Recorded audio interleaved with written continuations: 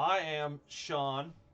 I am the head brewer and owner of Burning Hands Brewing Company, and I put on this little shindig. Thanks to everyone who showed up. Thank you to everyone in the Twitch chat and everyone watching this later on YouTube, because I'm sure to edit it and put it up there at some point. Tonight we are running through the one-shot adventure, the Shattered Fang Mines. This is going to be the first in a series of one-shots that is going to delve into how beer is made.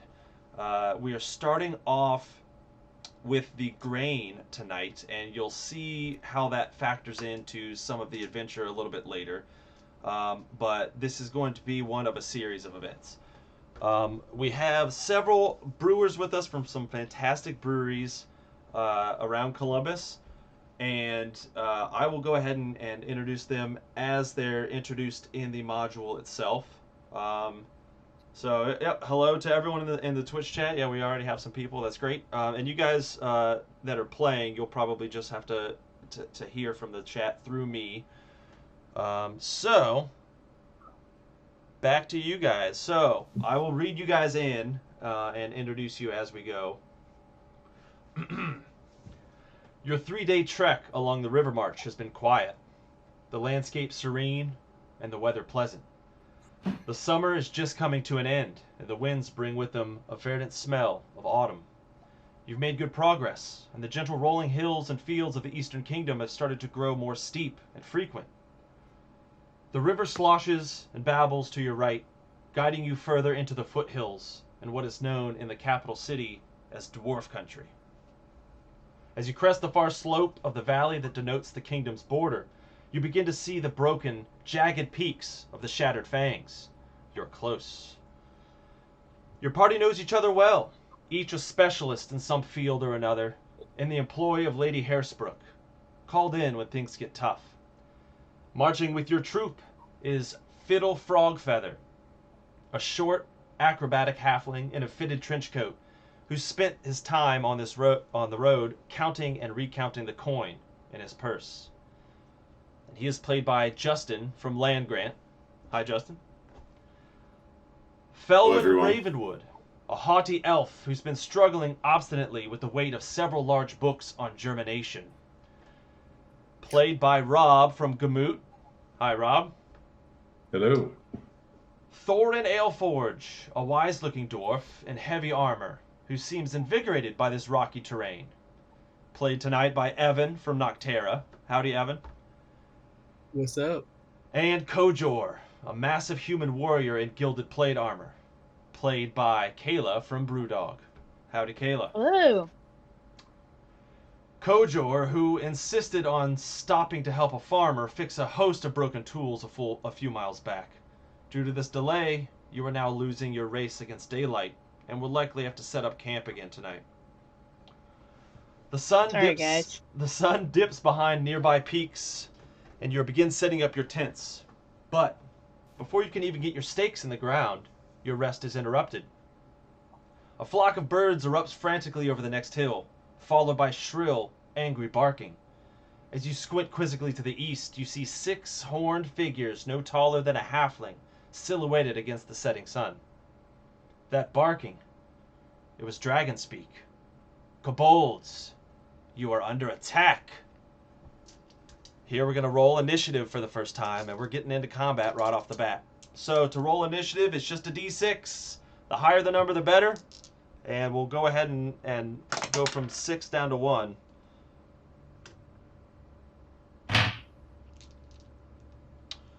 All right, so Felwyn, let me know what you got. 5. 5? All right. Fiddle, what do you got? 5. Everyone's rolling up 5s here. Kojor. I got 6. Oh, Kojor's a little bit faster on the draw. Those are warrior reflexes. And Thorin. Thorin got a 3. 3. That makes some sense. The heavily armored dwarf kind of waiting until, you've got to act wisely. All right, so we're starting off in combat right now. I rolled pretty high myself, but Kojor has me beat. So Kojor, you've got 6 seemingly angry-looking kobolds rushing down the hill at you. You've got some trees maybe to your right, the babbling river to your left, and it is your turn. What are you going to do? I think Kojor is gonna do what Kojor does best and swing for the nearest creature. And I'm gonna use both my weapons. Sounds good. With 1 success. All right, and that was all 5 of your dice, I think. Yep.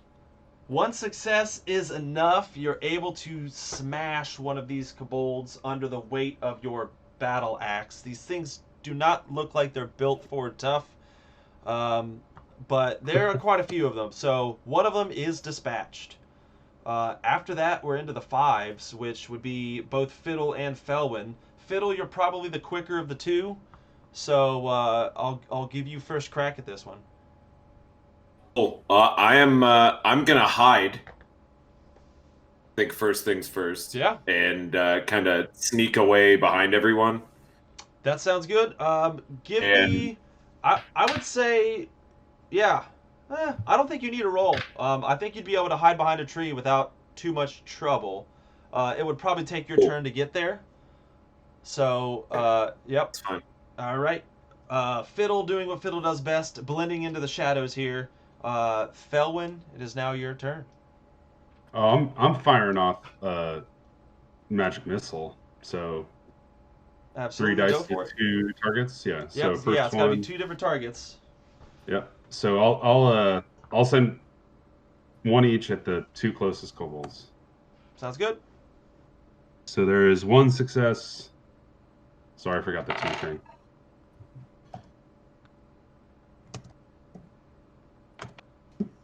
And 1 success. All right. One of your magic missiles sends one of the kobolds straight to the ground with a smoking wound in its chest. The other one hits what looks to be the lead kobold in a makeshift breastplate that he has that's made out of pieces of broken wood, and it blows right through it. His armor's now destroyed, and he looks very angry at this point. So he's still up, but not looking great. After that, it's my turn, and there just happen to be 4 of these kobolds left.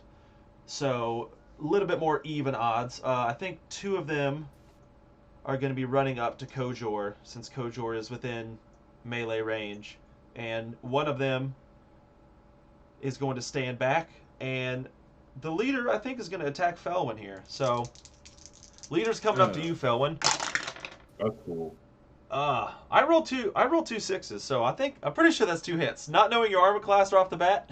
Oh yeah, it's 3. It's shit. I'm So a little wimpy elf. you're Like, taking it's 2 damage like here. These dice have been rolling hot for me all day. I've been doing a bunch of tests. It's mostly 6s, so I'm gonna have to send these in and see if they're weighted or anything. 2 of them attacking Kojor. I got a single 5 and a second 5. I think 5 will hit you, right, Kojor? So there's 2 damage to Kojor as well.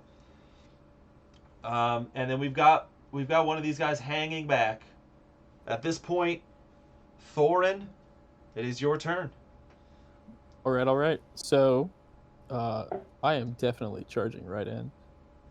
Sounds good. I have my mace, which is the attack dice 4. So, what's the I'll just go for the closest one, I guess. That sounds I good. get to roll 6, right?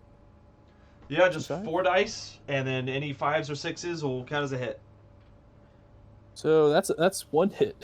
One hit. 1 6 in there. 1 hit is enough. You're able to go up to the 2 that are attacking Kojor and easily smash one of these guys into pulp. Yep. Now we're down to 3. We're down to 3 kobolds, and that's it. That being the end of initiative order, we'll go back up to the top, which would be Kojor.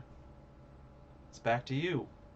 All right. I'm going for it again. See if we can knock out this other one that's attacking me. Oh boy. That is 4 successes. 4 successes. Mm-hmm. I like it.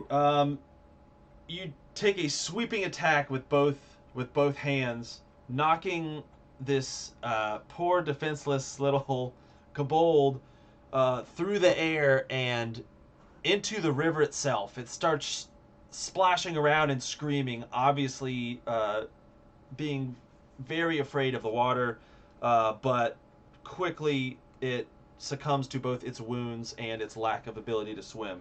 He is gone. Next, it's Fiddle Frogfeather. Right. So I'm hiding currently behind a tree. Mm-hmm. I'm going to utilize that, and I'm going to attempt a sneak attack.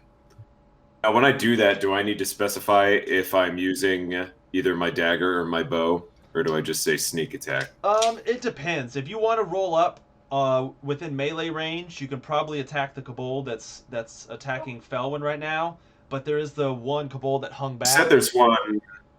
Yeah, you can. I'm probably going to hit shoot him with the at bow that and guy arrow. with my short bow, yeah. Sounds good. So that sneak attack is double damage. So fingers crossed. Yep. And guys, I just rolled 3 1s. Well, That's good. it's a good thing that was a sneak attack because you actually get to you get to double up Shit. your dice.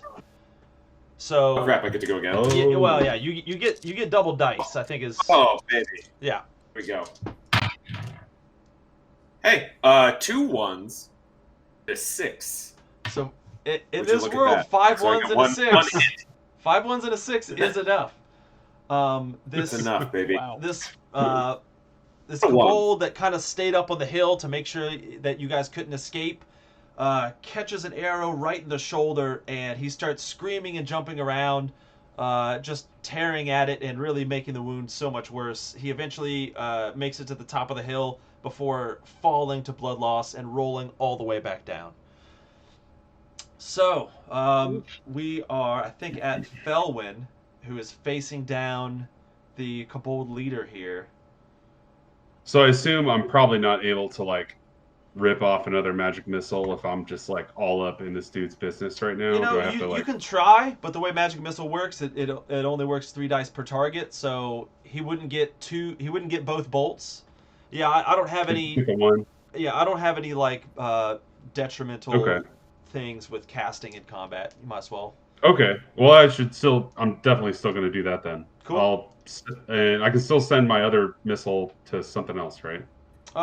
Yeah, if there's something else you want to hit, Another kobold. Or they're are they all dead? pretty much all dead. They're all This is dead. the last guy. Okay, they're all dead.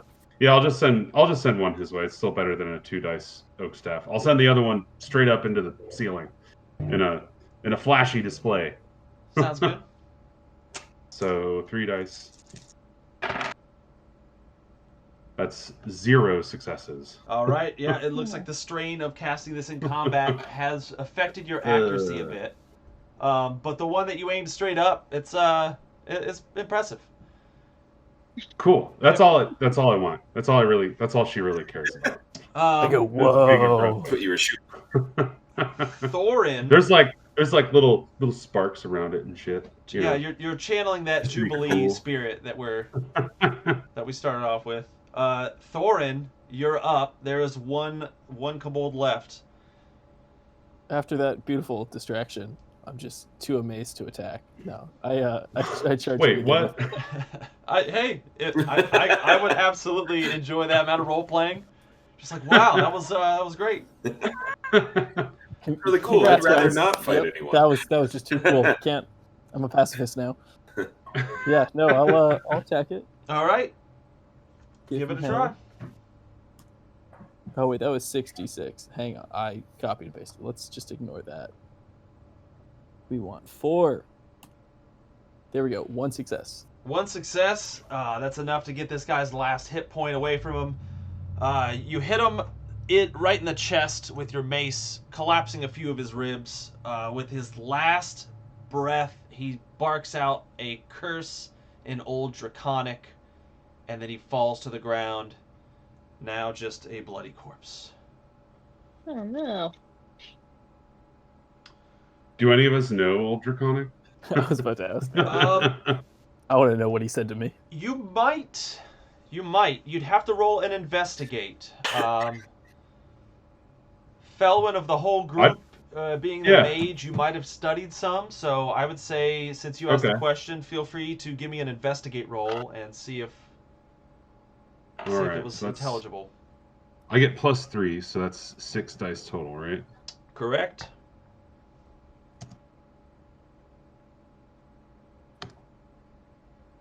One success. Ugh. One success. Yeah, that's- It's a little hard to understand. Dialects and all. You know, these kobolds might be different than the kobolds that wrote the books that you studied under. But it sounded like he said something to the effect of, "God shall burn you alive." Great. Sounds so good. pleasant. Yeah, so just a solid classic kobold death curse. I mean, you shake those They- things kind of roll yeah. off. I mean, they were dying, I guess. Like, that's... We only You know, killed all your- 6 kobolds. All your emotions are just going to kind of, like, come up right at once, probably, at that moment of death. So we're giving this guy the benefit of the doubt that he was actually a really good person, and we just caught him at the wrong time. Yeah. Well, Yeah, probably I have mean, like a who knows? family and kids. Okay, I'm fine with that. Yeah. All right. So, after the skirmish, you guys secure the surrounding area, picking a new campsite, this time with a higher vantage point. You certainly didn't expect to be attacked on the river march, and kobolds haven't been seen in this area for ages. Something must be up. Perhaps the leader of the Golden Dwarves knows. Answers may have to wait until morning. Before you guys set up camp, is there anything else you'd like to do in this area? Any investigations, searches, anything like that before we skip ahead to the sunrise? Did you say there was like a cluster of trees to the right? There was, yep. Can we search those trees? Oh, sure. Give me a search roll. That's 3, yeah. Yep, search rolls for all you guys will be 3 dice. I guess I didn't look very hard. 0 successes. The shadows are getting long, so yep. Yeah, you didn't find anything except for a couple of acorns in the forest. Acorns are tight. Anybody else gonna do anything before grabbing some shut-eye? I mean, I can I investigate think the environs, or you can, since I've already investigated a thing. I'll give it a go. You know, I'm a fan of the finer things in life, so I was going to go around in the forest and see if I couldn't find any truffles or anything of note, really. Yeah, that absolutely So- sounds up Fiddle Frogfeather's alley. So yeah, give me a search roll. I got a 3, a 4, and a 5. 5 is one success. Joe, look at that. Yeah, you going through the woods, especially looking for the finer things, you're unable to find any truffles or anything like that, especially this close to the river. That being said, you are able to find a rather eye-catching, polished azure riverstone. Just a little bit nicer than all the other riverstones you could find. It might have some gem-like qualities to it, so it might fetch a pretty penny. It's a pet rock. Yeah, it has. It What are we does gonna not have name the it? googly eyes, but there's 2 sockets where you just they'll fit perfectly. They're begging for Google. Yeah. See if that thing's sentient. Yeah. All right. I think that's probably about it for this area. We're gonna go ahead and move on. You get up in the morning, pack up camp, quickly get started back towards the Shattered Fang Mountains. The last hour of your trek is spent following a rustic path that winds around lush farmland. Amidst the golden awns, you see a few scarecrows, clad in antique iron armor, watching vigilantly over the fields. It's a pleasant, cloudless day. This makes it all the more unsettling when you feel a shadow crawl over you for a brief instant. after fruitlessly squinting towards the sky for a few seconds, you forge ahead towards the roots of the mountain. There's probably nothing anyway. Under the iconic, flattened peaks that denote this range's volcanic past, the final foothills give way to the quaint hamlet of Harvest Hills, the home of the Golden Dwarfs. Several small but ostentatious homes surround an ornate square overlooking a stonework fountain. Near the mountains lies a row of giant silos and an expansive millworks, seemingly abandoned. And past these, a distant pair of statues guards the entrance to the mountain itself. As you near the town center, a hulking mass of a dwarf nearly bursting out of a set of fine robes approaches. Oh, greetings, greetings. Let it not be said that the hospitality of the Golden Dwarfs is a thing of the past. I am Odd the Reaper. I trust your trek through the valleys was uneventful?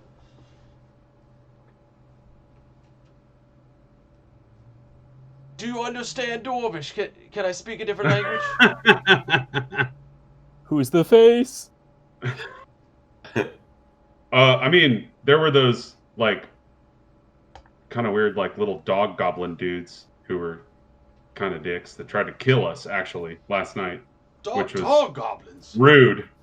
Like, yeah, little kobolds. Like, it was not good. You don't say.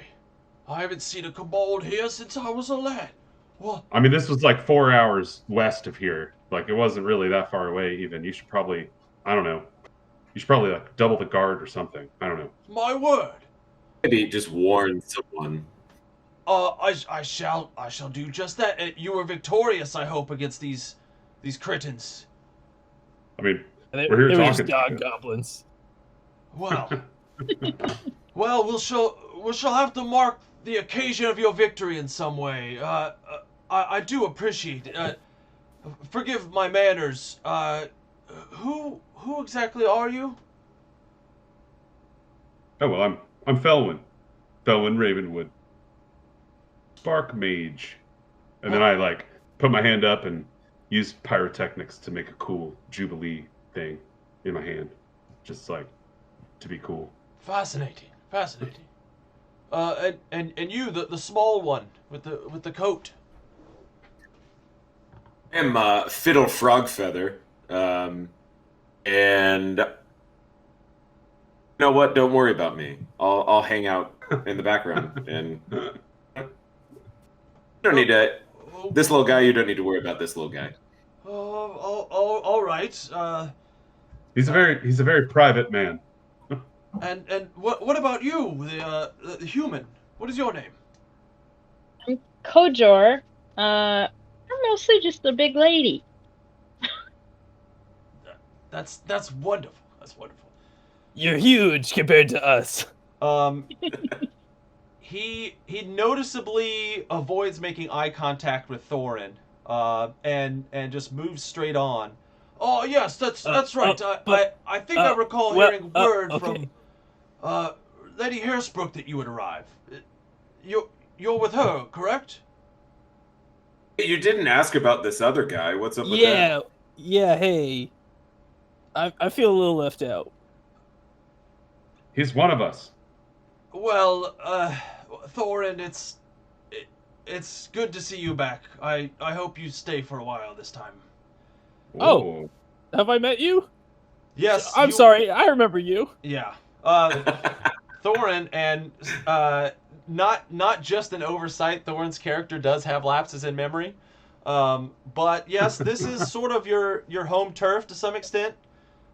You left some years back to expand your palate and taste some beers that weren't being brewed here. So, depending on who you run into, people might think you're the coolest guy who got out of the town, or somebody who thought he was too good for the area. So, The one that got away. the one that got away, absolutely. Trying to track down all that specialty malt and just forgot about my hometown. Yeah, exactly. I do remember hearing word from Lady Hairsbrook, and I appreciate the efforts you've gone through to visit our humble burg, but I really think you should be looking into those damn stout dwarves in the mountain. That's where the real problem is.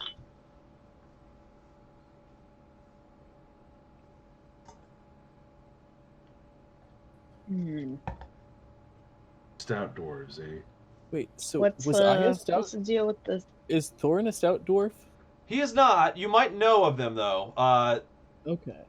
Without, yeah, I think you would know, Thorin, that the stout dwarves are the dwarves in the mountains that not only mine, forge tools, but they also use the geothermal vents and lava within the mountain to kiln all of the grain that's grown out in these farmlands. So they're the specialty maltsters, as opposed to the golden dwarves, who are kind of the barley farmers and millers to some extent. You're base malt dwarves. Yeah, that's like the if you're just a basic dwarf, like insult there, you're just base malt dwarves. Hey, we're important. Yeah, I don't know a single beer that was made Arguably without base the malt. most I mean, important. Exactly. Come on. I mean, Yes, next to, like, yes, the water, stout I guess. dwarves, they're stubborn, they're lazy. Listen, we do all the trading. We trade with the halflings and the humans, the elves. We grow the grain and we mill it. There's excise taxes, calculations, marketing. We go through a fair amount of nut rolls. Listen, there's a lot to it. And, well, they can't even keep their steamworks working. Let alone the fact that they haven't sent up any modified malts in maybe 2 months. Our mills have been sitting idle for that entire time. Somebody needs to go down and sort those amateurs out. And technically, I alone have the power to cross that border. And then he points towards the statues you saw earlier. But, perhaps I can let you pass if you make it worth my while. He kind of rests his hands on his big, swollen dwarven belly and twiddles his fingers. You a big fan of polished river stones? Polished river stones, you say? Can I see? So if you look at this thing, and I'm gonna blow your mind, it's got 2 little divots in it. Perfect for googly eyes. Now, is this one of those things where I can try to help give him advantage by also selling this? Absolutely. So I'm just Thorin's just jaw dropped. Oh my god, look at that rock. Oh, if you oh, had that's a nice sunglasses, one. they'd be like down just below your nose at this point. Sure. So Fiddle, I'm gonna let you roll a disguise roll, which is kind of you trying to talk noble to this guy. That'll just be 3 dice, and then Thorin. Okay, cool. I'll let you give him an extra. So Thorin, you can roll dice as well. And by the way, Got Evan, one, you've got a message from Timer961 in the chat that says, "Hi Evan, I love you." So somebody's an Evan Aw. fan here. Sweet. Probably someone from work. Or Hey. not, I don't know. I did roll 1 hit, by the way. Nice. It was 6. All right. He will I got snatch the river success stone also. out of your hand, play around in one of his pockets, and pull out a jeweler's eyepiece and start looking at it. And he'll be like, "Yes, this is quite stunning. I will give you leave to visit the stout dwarfs within the mountain. This is a fair trade." I will say, though, when we get back, I am going to want to see this rock again. So I just want to know it's in good hands. So, like, we'll make a deal, come back and ensure that he has properly put googly eyes on this rock. I assure you, there are no finer or more moisturized hands in all of the Harvest Hills. They are in good hands. Perfect. Before you go down, maybe you should visit our millmaster. He might have some more information for you. His name is Bryce. You can find him around the corner there by the millworks.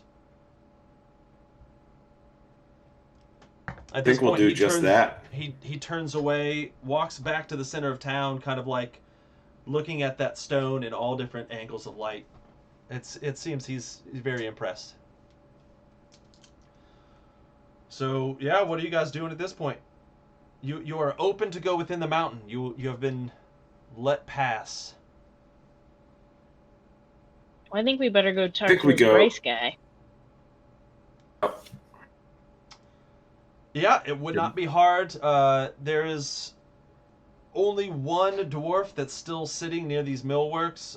You can see some cogs and gears and some steam pipes that come from out of the rock, but those are all dead. Theoretically, no one right now is working in this area, but there's one just sitting out front, chewing on a long stalk of barley. When he sees you approach, he stands up, dusts himself off, and extends a hand to Thorin. Thorin, you do remember this fine dwarf from your time here. This is Bryce, the millmaster. And he extends his hand and says, Thorin, how's it been there? How's it been? Oh, Bryce. Yes. It's been good. Yeah. We killed some dog goblins. You know, I've been hearing stories about dog goblins, and Those goddamn dog goblins. I don't like it. So, good on you, sir. Good on you, sir. Who are your friends here? Oh well. This is a human. Hi. Kojorn. Yeah, I got it. And Good job, buddy. I think this one's name is Finger, and Sure. Sure. this one's Feather. Yeah. Call me whatever you want. I don't care. Well, it's great to make your acquaintance, all of you. What brings you guys to town? Go hunt down those specialty stout dwarves. Get our shipments. This is about the malt then. I see. It's always about the malt. I assume you've already talked to Odd. Maybe. Totally. Well, yeah, Odd's I mean, he's good with the trading, but him and the stout dwarves, they just don't really mesh, you know. And well, at the risk of volunteering too much, Odd's been acting kind of strange lately. He's complaining about nightmares he's having, something about fiery eyes in the dark or something. But really, it's past time that somebody went down and talked to Brittlepick down at the stout dwarves. If it's got to be you guys, I'm glad you got Thorin with you. He's a good guy. I'll take it. Yeah, if you ask me, something might be really wrong down there. I mean, Brittlepick hasn't sent word, and Odd's too scared to go down and talk, and well, When was the last time you heard from him? it might have been 2 weeks ago. That's a little bit before the steam gauges dropped to 0. And technically, legally, Odd's the only one's allowed to go, so if he cleared you guys to go down there, I'm just glad something's getting done. And if you find something down there, I'd really appreciate you coming up and telling me what the hell's going on.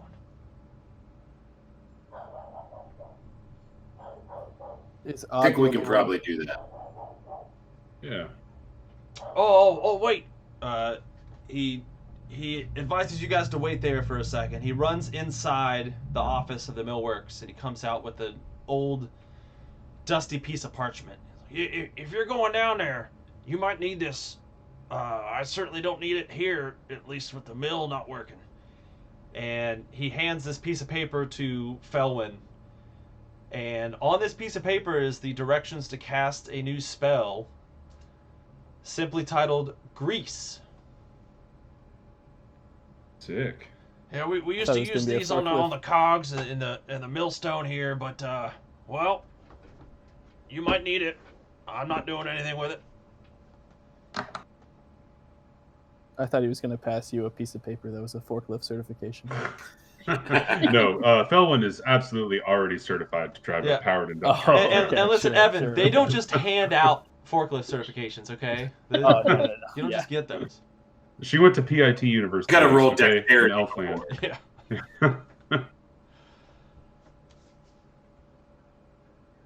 With that, he salutes you guys. Oh, I wish you luck down there. Just tell Brittlepick, not all of us up here are like odd. All right. Interesting. Okay. All right. At this point, he sits back down and starts Kill him. chewing on his barley again. I ask him if I could have some. Sure. There's like a little tuft by Great. the mill. He just picks one out of the ground and hands one to you. I'm a big fan. This is really great, really great. Hey, Small, you guys are doing just an amazing job here. You know that warms my dwarven heart to hear that. I appreciate it, sir. Felwyn just kind of Anytime. sneers because she's way more of a wine person, really. Yep. Like beer is like it's for the commoners. How pedestrian. Exactly. Oh my god, exactly. She's the Fraser Crane of this group. I feel like maybe Niles, maybe not Fraser. Maybe Yeah, I was Niles. gonna say Fraser's He's still a little more drinking cheers. I think palatable.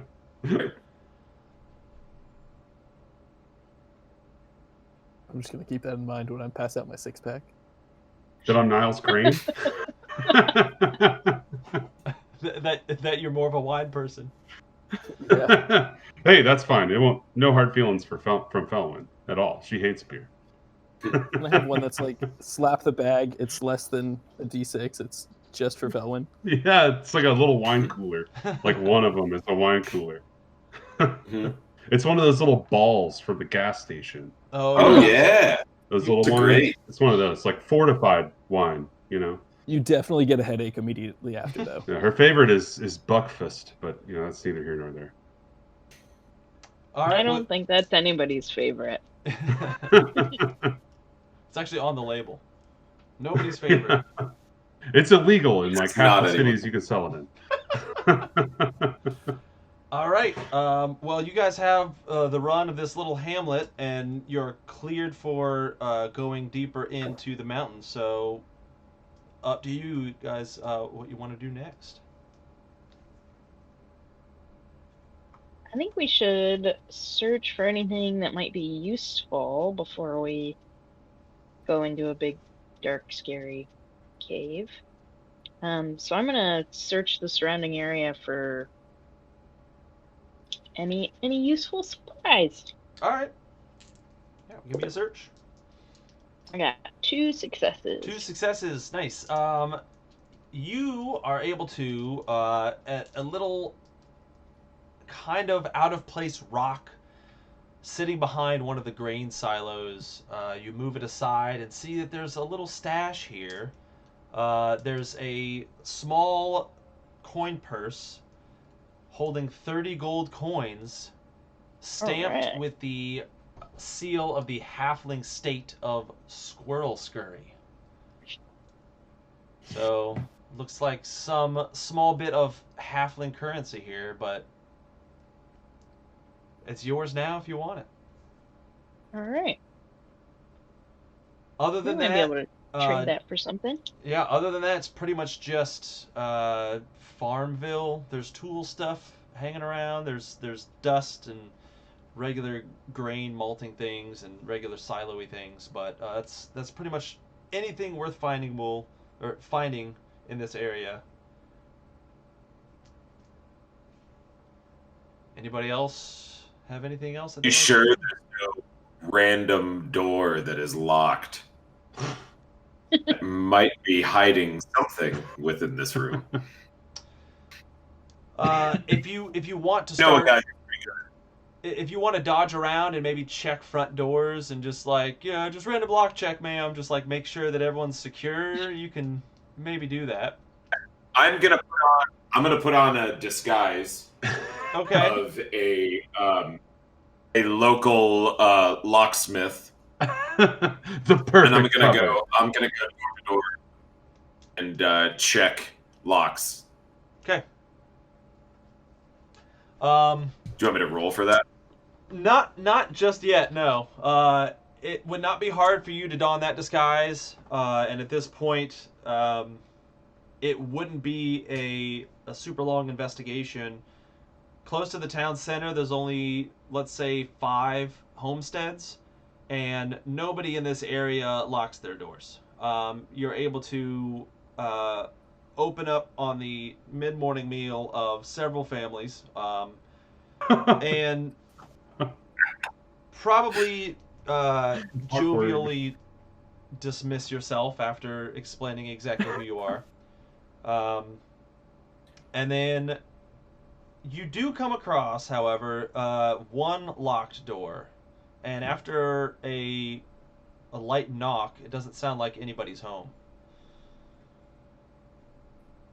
You know what that means? I'm gonna try to pick that lock. Oh, I thought you were going to say your job here is done as a locksmith, but... All right. This one Did my seems to job. be working just fine. Door. Yeah. Sure, give me a locksmith roll, or a lockpick roll, which... Now I'm saying locksmith roll. Cool. That's not... You've chosen a new profession for yourself. So, if that is a skill, Yes. but I do. It's a dexterity 3. roll for you, so you'd actually get your dexterity bonus on this. So I think that's 6 dice. Nice, yeah. 1, 2. Ended up getting 2 successful. 2 successes. Yeah, it's a nice lock, but not one that you haven't run into in the past. Relatively easy to pick. Opening the door, the room itself now lit from light rushing in from the open door. You can kind of see dust motes floating around. There is not much here. A very Spartan bed. Notably, underneath a small table, there is a empty 6-pack of Dwarven Stout. So somebody in this town likes the dark stuff. And hanging near the door is a quiver with 3 unused arrows in it. So theoretically, this is the home of a hunter. He's away right now, or she. They're out doing something, and they left a few of their arrows behind. They could certainly be taken without anybody noticing. I will do that. I will take those 3 arrows. Sounds good. And I will also holler out that the locksmith is there, trying to see, just double checking that no one is in this house. Oh, sure. The equivalent of you yelling, housekeeping? Just anybody? Maintenance. Anybody here? Basically. All right, sounds good. Thoughts? I would say you guys have thoroughly explored the town at this point, so onward and downward. I think is Can I take the, Let's go into those take that- mines. Can I take that empty 6-pack with us? You can absolutely do that. It'll come in handy. It may come in handy. At least it could be recycled properly Well, instead of that's also languishing what I was underneath thinking. someone's bed. I mean, The we're pack talking tech alone. good old school German bottle recycling. I want to Yeah. drink out of a bottle that somebody in the 70s drank out of. That could be like 1 or 2 GP deposit back, man. Yeah. Like, Oh, absolutely. who knows? I don't know what the money is here, but you know, someone wants the bottles. All right. You guys head down towards those statues here. A pair of statues flank a break in the boulders that leads down to the Shattered Fang Mines. One shows a dwarf holding a scythe upwards towards the other, creating half of an archway. The other is in disrepair, covered in moss. Its arm, holding a mattock, has fallen off. Within a few paces, the trail is covered by more boulders, creating a cool, damp shade. Soon, the mountain moss disappears, leaving just dry rock and the occasional darting centipede. Nearly a half hour later, the trail spills out into a large cavern. On the wall opposite you stands two gargantuan stone doors, covered in a film of dust. Beside each door sits a pair of levers atop two gearboxes, attached to spools of heavy chain. The chains themselves, rusted nearly beyond recognition, extend up through a pair of holes in the ceiling, and then back down through another pair, each ending in a tarnished gold counterweight. This seems to be the door into the Shattered Fang Mines, but you're going to have to find a way to open it. Well, I think Felwyn would cast light on the end of her oak staff. First things first. Sounds Right. good. Yeah, as you Need a do light that, source. the light about the amount of probably of two torches combined. Really, it's quite bright. Illuminates the rest of this room. Can you describe that chain mechanism one more time? Yeah. So there are two sets of the following mechanism: a counterweight attached to a chain that goes up through a hole in the ceiling, theoretically attached to some sort of pulley. The chain comes back down to a spool. The spool has a gearbox with a lever. There's two of those. Cool. Hmm. Can Thorin's gonna go up to that gearbox and try to crack her open, Okay. check it out, and try to disable it in Yeah. a fashion that would Ge- open it. Give me a disable device roll, which I think for you is Constitution, so that should be 6 dice. Yeah. It's like a packaging line check. Oh yeah, I have all of the zip ties. I got 3 successes. 3 successes. All right.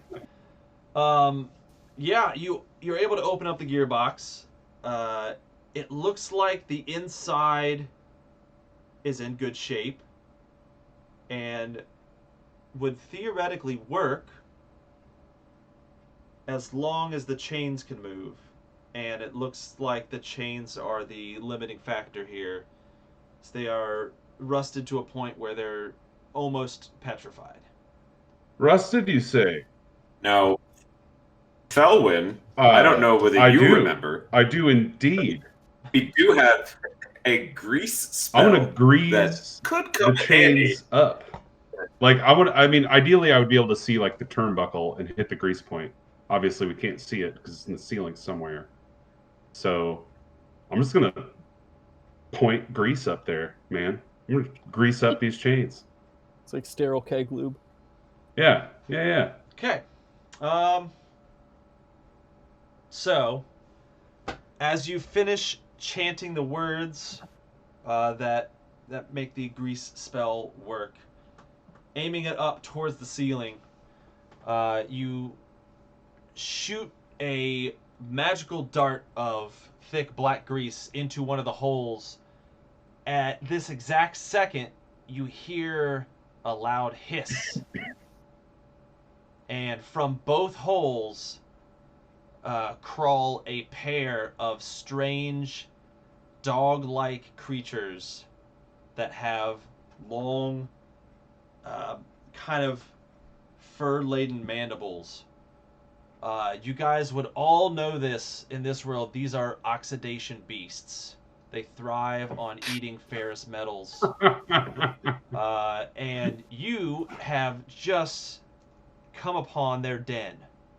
We're going to go ahead and roll initiative again. They probably hate grease, really. Oh, man. Honestly. And a 5.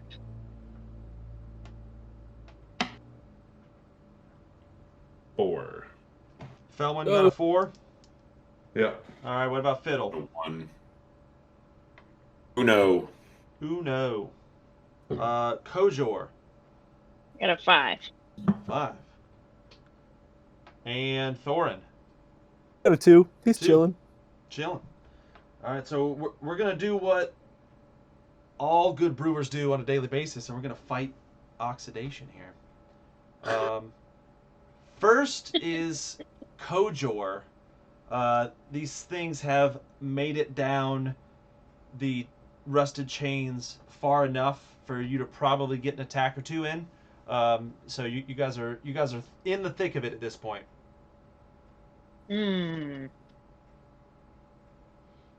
So you figure I can reach them with my axes? You probably could, especially since you're the tallest one in the group. All right. I'm gonna go ahead and use both my axes, and I'm gonna try to knock one of these oxidation beasts down off the chain. Sounds good. That is 1, 2, 3 successes. Nice. Yeah, that's a heavy blow. Knocks one of these oxidation beasts off the chain. You notice where your axe connected to this thing. Your axe is already starting to show a couple of little pock marks of black. So this thing's just exuding some sort of oxidizing enzyme. This thing looks pissed at this point. You gouged a chunk out of its side, and now its sights are set on you. I actually rolled a 5 as well, so I go next. This angry oxidation beast is coming straight for you, Kojor. All right. And let's see, these things attack. Oh, and I think Kojor's wearing metal armor, so I get bonus dice too. Alright.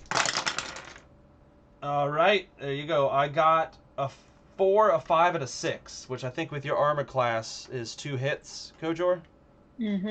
Yep. As you attempt to block this damage, he takes just like he's biting into a fresh apple and takes a bite out of your hand axe. It is all but useless at this point. No. It's kind of like crumbling to weird brownish orangish dust. So you're left with just your hatchet. And yeah, this guy looks like he's feeling better. He's like, oh, I just had a nice meal. I may have healed some. Hey, Sean. Yep. With my skill for the sphere of resistance, is that a bonus action or is that a full action? That's a full action. Okay. Yep, that would be your turn, and you would kind of be able to put that up for two rounds. Sweet. Next is that in a the once per day thing? It's no, you can use it as much as you want. Perfect. You just keep bubbling and bubbling. Next in the order is Felwyn. All right. Well, we definitely need to, I don't know, purge these dudes. So, yeah, you like that? You like it? That was like bad. That? That was bad. It was like, you guys like that joke, that beer joke. Okay. So magic missile, 1 at each. Absolutely, go for it. So first one is 1 success against one of them. Okay. And the second is 0 successes. All right. You were able to smack into the one that's still crawling down the chain, knocking it to the floor. And the battle is truly joined at this point. Let's see. Next is Thorin. So, how does that fellow look after being hit with a magic missile? He's all right. These things seem to have some weird enzyme shell that is somewhat ablative to most damage, and yeah, he fell a couple feet, but now he's just pissed. Okay. So I'm going to definitely use my sphere of resistance. And can I do that for whatever damage it looked like? Yeah, attacked Kojor? some type of weird enzymatic saliva stuff type of damage. Alpha Yeah. amylase. So yeah, if you want, yeah, you put that up for, let's call that poison damage. If we're gonna go old school like D&D, that's probably some sort of poison. So Sure. everyone in this bubble is gonna take half damage from poison attacks for the next 2 rounds. So yeah, hopefully that'll stem the bleeding here. And last but not least, Fiddle Frogfeather. You know this is going to surprise you, but I'm going to do what I do best, and I'm going to hide again behind that gearbox. All right, these guys have seen you, so you're going to have to roll a dexterity if you're going to try and hide, which shouldn't be hard for you, but presents a possibility of failure at least. I got 6. 3 successes. Oh, yeah. You were able to deftly hide behind one of these gearboxes while these things are focused on things much more metallic than you. All right, so that's Fiddle, and we're back to the top of initiative order, and Kojor, you're up. All right. Well, I'm not one to back down from a fight, but my weapons are useless. Can I attempt a strength roll and fight these things with my bare hands? You certainly can. Your weapons were doing damage. They just were also sort of in the line of fire themselves, being made of Well, yeah, I'm ferrous metals. gonna need those later, probably. You probably will. All right. Yeah, give me a strength All right. roll. That is 2 successes. All right. I think the way that I'll do this, since strength rolls for you are 6 dice, correct? Yeah. I'll go ahead and say every 2 successes on a strength roll is just you doing a full point of damage with a pummeling attack of your fist. So 2 successes, you're able to do 1 damage towards the closest oxidation beast. Yeah, and you notice you get a little bit of that saliva on you, but there's no pain or burning or anything. This looks specifically geared towards digesting metal. All right. Right, next is me. One of these guys is attacking Kojor. All misses. And I think the other one is going to go up and start attacking Thorin. That tracks. Oh, yeah. I've got a lot on there. Thorin, I rolled a couple of 6s, so I think that's 2 damage to you. Mm-hmm. Ouch, ouch. Yep, you've got some thick dwarven armor on, so it's not completely unusable at this point, but you're noticing some holes in it for sure. Okay. And at that point, I think it is Felwyn's turn. So these guys are both off the chains, right? And they're just on totally the ground off the attack. chain. Okay. I'm gonna magic missile him again. Sounds good. So that's 2 successes for 1 missile. And 1 success for the second missile. All right, yeah, these things are starting to get hammered. The magic's really doing a number on them. They're kind of down near half health at this point. That was Felwyn, and I think next is Thorin. Oh, shoot. I should have asked. What kind of damage was that they dealt a second ago to me? Yeah, we're calling it poison. Poison. Okay, so your 2 successes would have only been 1 hit point loss, right? At half resistance, whatever. Oh, absolutely. Yeah, who did I damage this round? Oh, that's right.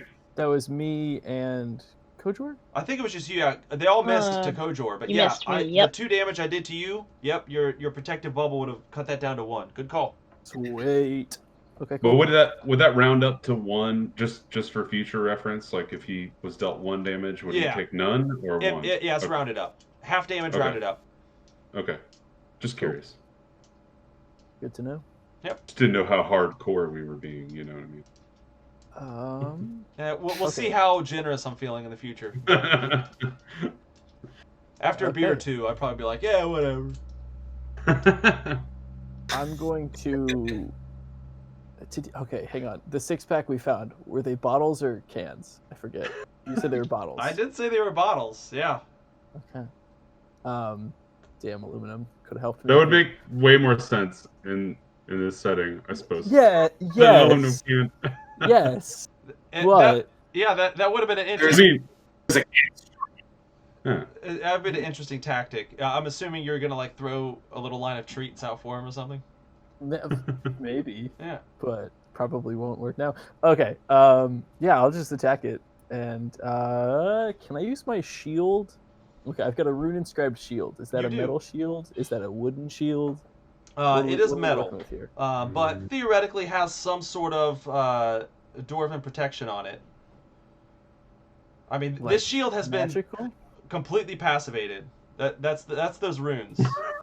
Okay, then yeah, I'm using that instead of my mace. All right. So, yeah. If you're using Bash your the shield, I'll say not trained in using it as a weapon. It'll probably only be 2 dice, but it Give it a will distract this thing enough that further damage is not going to damage your metal items. Cool. So it keeps you in the clear. That is 0 successes. All right. Well, you Don't know how to use the shield. Yeah, you shove your shield into this thing's snapping jaws, and it wraps around the shield. You don't do any damage to it, but it looks like it's thoroughly distracted at this point. So any further damage it does to you is not going to do any damage to your armor or weapons. So that's good. Cool. Fiddle, the now hidden, I am one with the shadows, frog feather. Oh yeah. So they seem like they have been attempting to deal a whole bunch of poison damage. So I'm gonna fight fire with fire, do a sneak attack with one of my poison daggers. Nice. That'll Let's see double what up on that your does. dice there, so I think that's 6 dice. Yeah. Oh, and I got 1 success. All right. Swell. That sucks. Hey, one's not none. One's not none. You're able to jump out at the one that is now distracted by Thorin's shield and stab it right in the leg. It is now below half health, so it's definitely feeling the hurt after that last hit. And I think that's the end of initiative order. That brings us back to Kojor. Oh man. Still I do have to going on ask, with the, what kind of Fuck them up. What was that, Justin? what kind of poison are on these daggers? Is this something that is going to be affecting them through various rounds? Assuming. I've built that into the 3 dice that are part of your attack. Okay. If that makes any sense. So you're Right. doing about as much damage as like a sword would in this system with a Okay. dagger. So yeah, it's fast acting poison. Alright, well, now I'm really mad. I'm just gonna keep trying to pummel these things. Select another strength roll. With 2 successes. All right, that's another 1 damage. This you're just kind of laying a Hulk-sized beat down on this one that's in front of you, just like punching it in the face multiple times. It's looking disoriented and like it's having trouble getting back up at this point. So it is very, very close to death. It's still able to attack you, although at a far reduced potency, and yeah, it misses with all of its attacks. That being said, there's still one attacking Thorin, biting onto his shield. That's 2 damage, but I think your bubble is still up until your turn, Thorin, so that'll go back down to 1. So you take 1 damage. Mostly that's just the damage of it tossing your shield around and your arm kind of snapping back, so it doesn't actually do any enzymatic damage to your metal components. And then Felwyn is up again. All right. Well, I mean, it's still, even if I'm wasting 1 magic missile, I'll still fire at the one left with a magic missile. They're still both up. They're both up. Okay. Yeah, the well, one fighting Kojor is almost not pew up, pew then. but yeah, I'll shoot the one fighting Kojor first. sounds good. That's 2 successes. Yep, that's enough to dispatch this one. It is dead. Ooh. And 1 success at the other one. Oh man, this one's getting close here. He's getting it from all sides. He's getting poison daggers stuck in him. He's getting dwarven shields stuck in him. Blast of a magic missile into his side. He theoretically just watched his best friend in the world bite it, so he's holding on to avenge. But Thorin, you're up. There's one more of these things. He's biting onto your shield. He's got 1 hit point left. He's just holding on for dear life. I'm like choking it with a shield and then reaching around and just bashing its head with the mace. All right, mace attack. I think it's four dice for you. Yes. One success. 1 is enough. Oh, thank God. You're able to smack this thing right in its face, and after a weird gurgling sound, it just slumps to the ground. Both beasts are now dead. I'm not done with this thing. You're gonna keep going? Uh, Oh, it's like corpse? Like, what? no, I'm not walking away yet. I'm gonna pull out one of my bottles from the empty 6-pack and try to squeeze its enzyme poison juices into a bottle. Interesting. Yeah, give me. This is a pretty gross activity. I'm gonna have you give me a Constitution roll to see if you can stomach Oh, that's what I'm good at. getting the I'm guts. thinking more about it like I think this might be a really good adjunct later. So we'll see what happens when it's fermented. Constitution. So that would be a +3. Right. So 6 dice total for you. That is 2 successes. All right. Yeah, you can add a bottle of ferric enzyme to your inventory. Fast-acting nitric acid of some sort. Fast orange media. Yeah. Yes. Felwyn is like, hey, dude, can I see like 2 of those bottles? Yeah. Can I fill 2 of them with grease? Sure. Okay, cool. I'll give them back to him. Dope. This is gonna taste so good, or it's gonna kill someone. Couple grease bombs, man. Yeah. Never know. This is either gonna Never be know. disgusting or delicious. I think Felwyn's grease spell is like bacon flavored. It's like Okay. bacon grease. Yeah, Like can I take a hard- small It's swig? hickory. That sounds pretty good. Thorin takes a small swig. Yeah, it's not toxic. It's yeah. Food grade grease. You're probably gonna have to use the restroom in a couple of minutes, but it's Like- yeah. Like straight to number 2, or Oh yeah. Oh yeah. Definitely. Oh, this is like a number 3 situation. This is a totally different number. pure laxative. I like it. Yeah. Good to know, also, in case we gotta torture someone. Or like throw it at someone or something. Who knows? Yeah. It's in a All kinds of bottle. shit. It's getting dry. We got 2 bottles of grease, man. True. All right, you guys are still in the mine entrance. The doors are still stuck shut. So So what's they've been next? greased out. What are we gonna do? Do we gotta pull the weights? I'm like side-eyeing Kojor as the resident large, strong person. Yeah, I guess Of we the could group. we could try one of the levers. Seems Sure. wise. Yeah. All right. All right, yeah, Kojor, there's if you want, you can try the lever that corresponds to the chain that Felwyn has already greased and see if that does anything. Let's do that. Is that a strength roll? Yes. Yes, it is. All right. That's 4 successes. Nice. Ooh. Yeah, you're able to pull this lever back. It releases the gearbox, and this chain, although very rusty, and it's obvious that it hasn't been opened in days, if not weeks, it does start to move. After a few seconds, when that grease kind of gets up into the pulley system. It starts to move even quicker. You see the counterweight drop about a foot and then hang.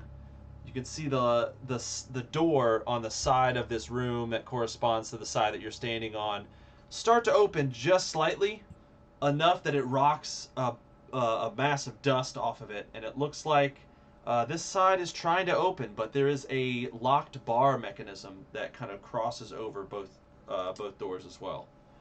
Hmm. Locked, you said. Mm-hmm. I'm gonna go over and take a look at this lock mechanism and see if there's anything I can't do to solve it. It is it's of dwarven make. It is very low quality, and it seems to have not been built into the door but added later on to the handles.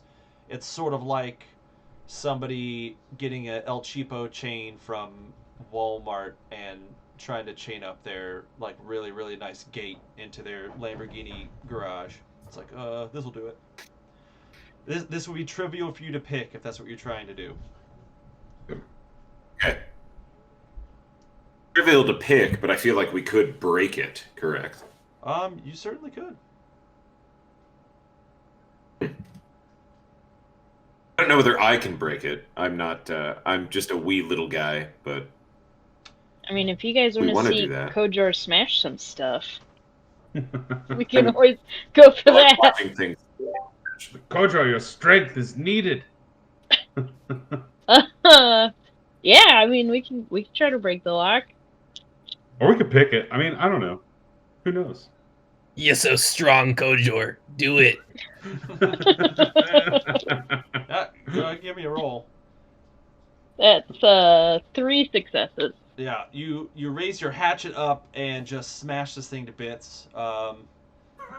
This thing was not long for this world in the first place, but yeah, you just sent it to knock off lock heaven at this point. It is in shattered pieces on the ground, not even really enough to pick up and reassemble at this point. It's trash.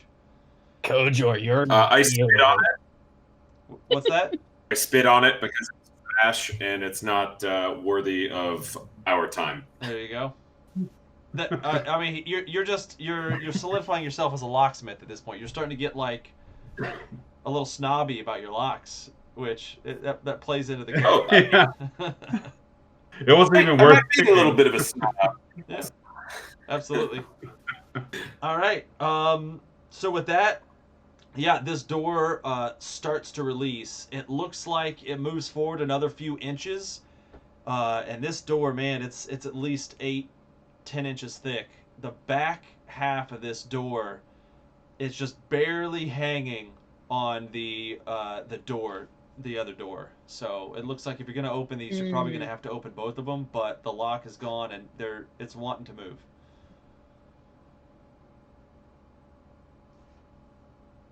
Well, we gotta grease up that other chain, don't we? Oh, I'll grease whatever we need to grease. I'm just like shooting grease. Go. I'm a grease gun. I'm a Zeke gun ready to go, like at these doors, or whatever else needs to be lubricated. Yeah, Doors, it would not pulleys, be it would not be hard for Felwyn to cast another grease spell, especially now that you're not getting attacked by oxidation beasts. You'd be able to take your time and kind of aim it properly. Oh yeah, I'm lubricating everything, every little contact point that needs to be smooth. Yeah, It's gonna grease it up. sounds good. Yeah, at that point, Kojor, you'd be able to do the same thing to the other lever. Both doors would swing open, and then once they get to about 90 degrees with the wall, they'll stop with a shutter, and even more dust will kind of fall to the floor.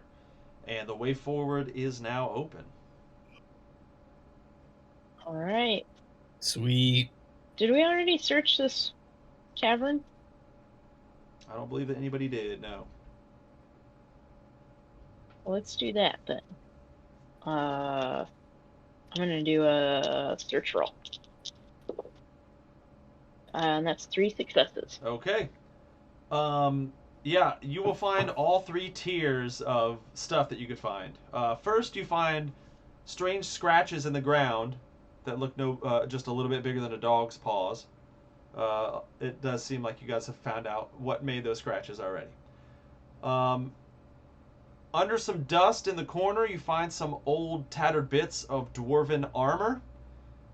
Nothing worth wearing, but just kind of chunks of metal. And also, next to one of the gearboxes, you find 50 feet of hemp rope. You have Alright. full spool of rope. It's made out of hemp specifically. Yeah. Sweet. Hemp is great for spelunking. Yeah. Tight. These are just my people. I'm gonna coat it with grease. I'm just kidding. Just grease the hell out of this rope. Stay away from my rope. Just coat it. Hey, look, I found this priceless Fabergé egg. Grease. Boom. Boom. All right. Anybody else doing anything in this room on our way out? This is the entrance to the mine, right? It is. So we don't know of any other entrances, correct? This is like the one we know of. This is. Yep. Okay, then I'm not gonna break the gearbox. Let's just go in. Fair point. All right. Yeah. Felwyn, we've got people here in the Twitch chat renaming you Greasomancer. Greasomancer? Yeah. Into it. I mean, there's a lot of applications for grease, man. Let's be real. Oh yeah. There's- Especially all kinds of stuff. bacon flavored or scented grease. I mean. Yeah, and this is definitely bacon flavored, like applewood bacon. That- not Oh, that is God. canonical. Oh. All right. Thorin runs to the bathroom before we go down the mine, just to take care of Yeah. that one. Why you still have access to some Yeah. the surface bathrooms? Absolutely. Mine bathrooms are just the worst. They're not good.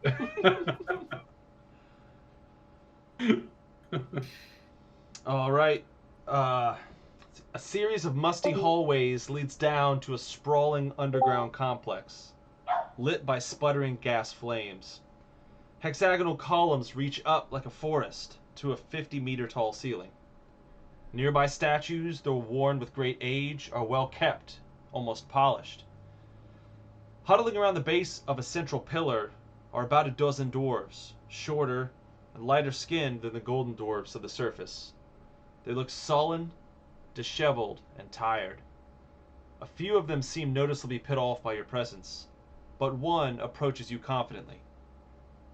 She has a muscular build and long black hair tied in an intricate braid that nearly touches the ground. I'm Brittlepick, lady of the heirs of Grim Ironkettle. It is not usual for us to see visitors. You will have to pardon my kin. They believe your presence here a bad omen. Truth be told, we've had enough bad omens. I can't see you as making anything any worse. How may I help you? What type of omens? It all started about 3 months ago. Strange sounds coming from the kilning floors. People's tools going missing, just small things. Then there were the problems with the power plant. First, the main boiler blew, cutting our steam power in half. We had to prioritize demand. We could either send it up to the mills or continue heating up our malting floors. But before we even came to a final decision, the flames in the second furnace just went out. Like all the heat was sucked away. The whole thing spooked my workers half to death. They refused to even go down there anymore. I sent my son down to investigate 2 days ago, and he hasn't come back. It's all I can do to keep it together myself and keep the rest of the folk calm. What's his name? We can save your son. I promise you. His name was bent hammer. Was. Jesus. Oh. That's a little. Never Sounds mind. like you don't have much hope. I in don't this have situation. much like, hope anymore. Anybody. You sound like Christopher Montalsanti right now. It's kind of great. I love it. His name is Bent Hammer. Please, if you go below, try to find him. I really hope he's all right. Well, yeah. He's your son. Yeah. We got him. If there is anything That's- you can do to help us, we would greatly appreciate it. And if it is your plan to go down and track down the problems in the mines, I'd like to offer any help that I can. If there's anything you You got need, any, I might be able to provide it. you got any beer? I A couple brewskis for the broskies? I wish you would have asked me anything else. Without the ability to kiln our malts, we're running dangerously low on stout. I sent the last few bottles with my son. If you find him, perhaps he'll be able to share what he has with you. No, we More of a have to barley find wine now anyway. But yeah, okay. Do you have any weapons lying around?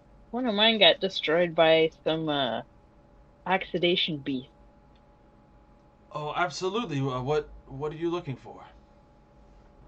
Well, I'm an axe gal myself. Yeah, she will motion to one of the people behind her, and they come forth. She whispers something into their ear, and they come back a short time later with a very well-built hand axe, at least as high quality as your previous one, if not slightly better. All right. Thanks, lady. It is the least I can do. If there's anything else that you would need or anything that I can help you with, don't hesitate to ask. Would love a home cooked meal. we're a little pooped right now, and just really anything, whether it be a loaf of bread or some, I don't know, meats and cheeses sound delectable right now. I mean, Yeah, do you guys pizza have any food rolls, trucks? for fuck's sake. Yeah, I'm not a big pizza roll guy myself, but Well, I mean, do you have any into the finer wine? things, you guys know that. If it is meats and cheeses that you're after, perhaps you could see the golden dwarfs on the surface. We here are simple folk and mostly eat compacted loaf made of cave fungus, but you are more than welcome Yeah. to try some. No, thank you. We don't have any not charcuterie up looking on the at surface. last question. We just ate. We literally just ate. I mean, sounds great. Yeah, But what I'm about full second now. breakfast? You braise it in a little applewood smoked grease. You never know.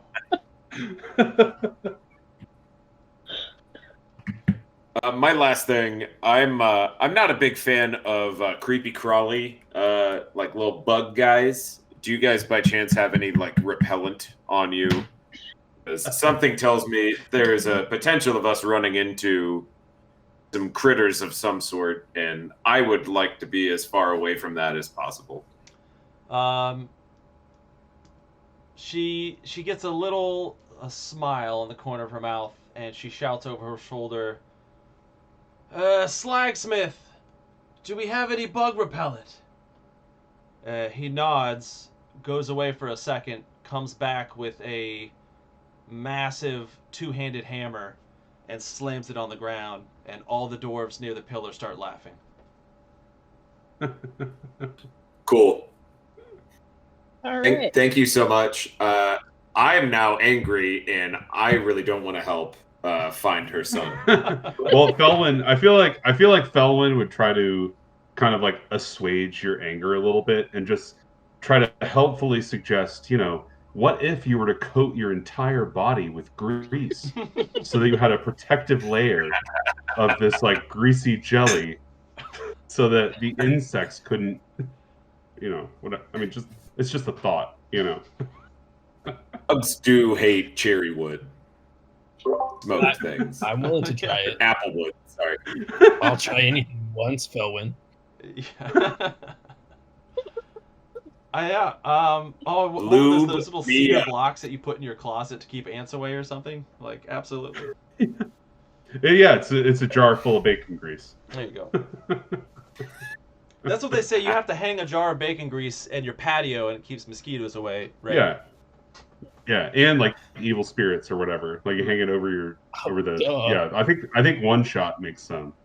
Like it's like a bacon grease. Yeah. Little. It keeps thing. evil spirits away, but you get like a whole lot of broy spirits. Yo, dude, what's cooking? Yo, Lots of we're baking on brunch everything. bread. This is great. Did you hear that? And then the whole like the bar only serves like toast smeared with bacon grease, and that's it. That's the only thing you can get And avocados. food wise. No, that's like only like seasonally.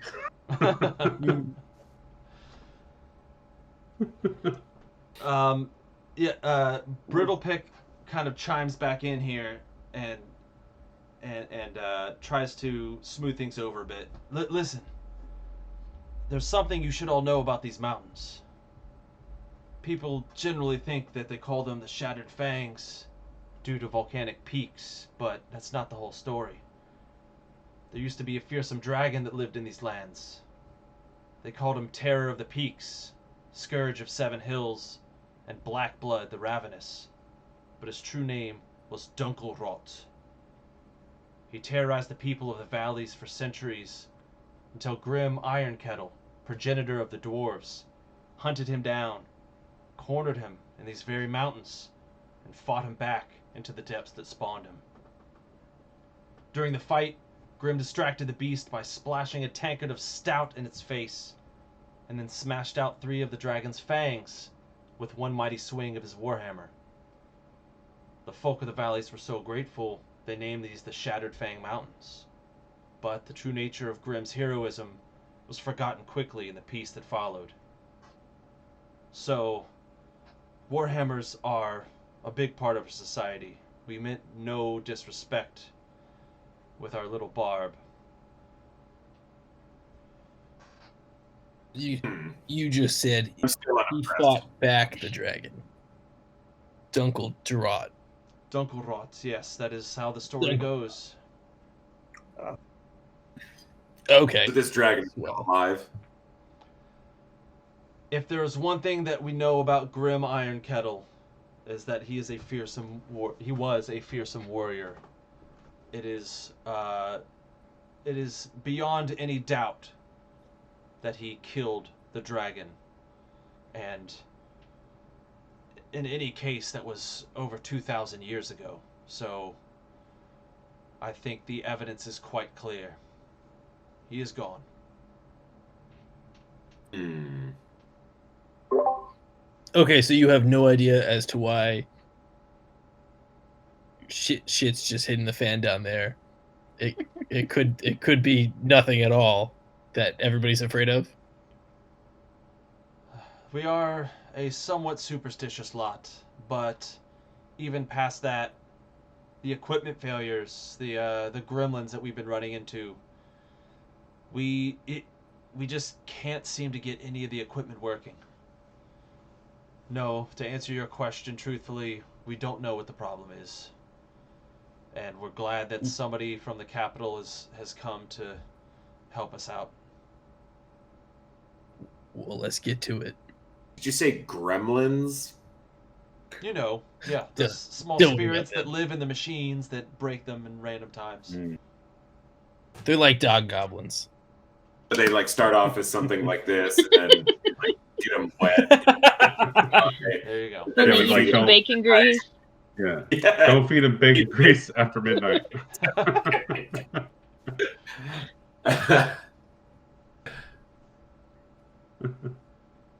I mean, really though, like if you're just expecting all of your equipment to work 100% of the time, you're just really setting yourself up for failure here.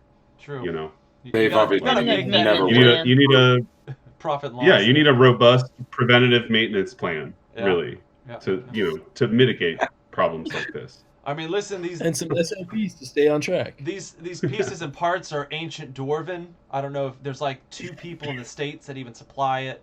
Lead times are just atrocious. Yeah.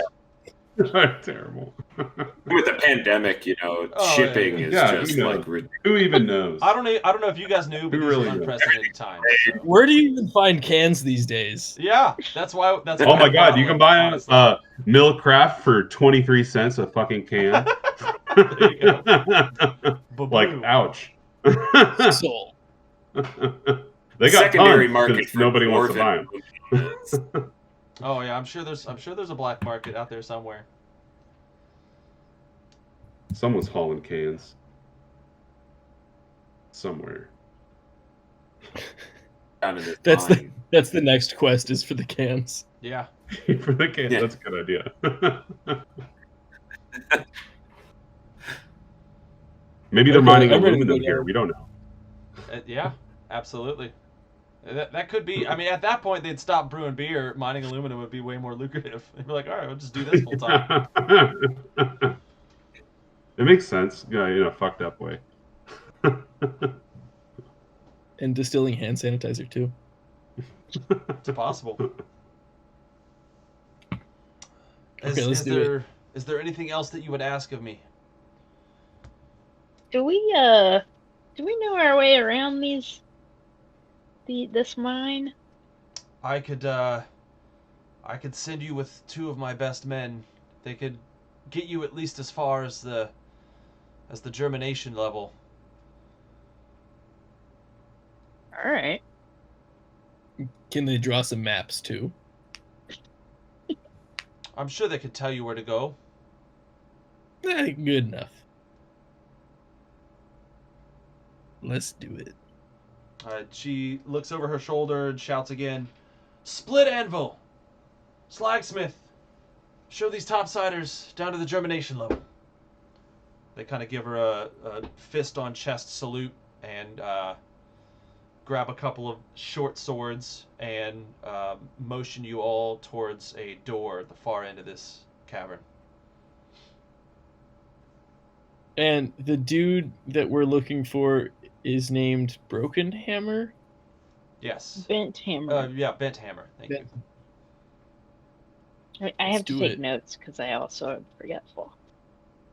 But my character actually is just forgetful, so Yeah. that's my excuse. I have no excuse. I'm actually just internalizing Thorin's lapses of memory here as the dungeon master, which is it doesn't bode well for you all. Perfect. I think you That's guys kinda are all fun, at though, 3 right? hit points left. Is that right? Something like that.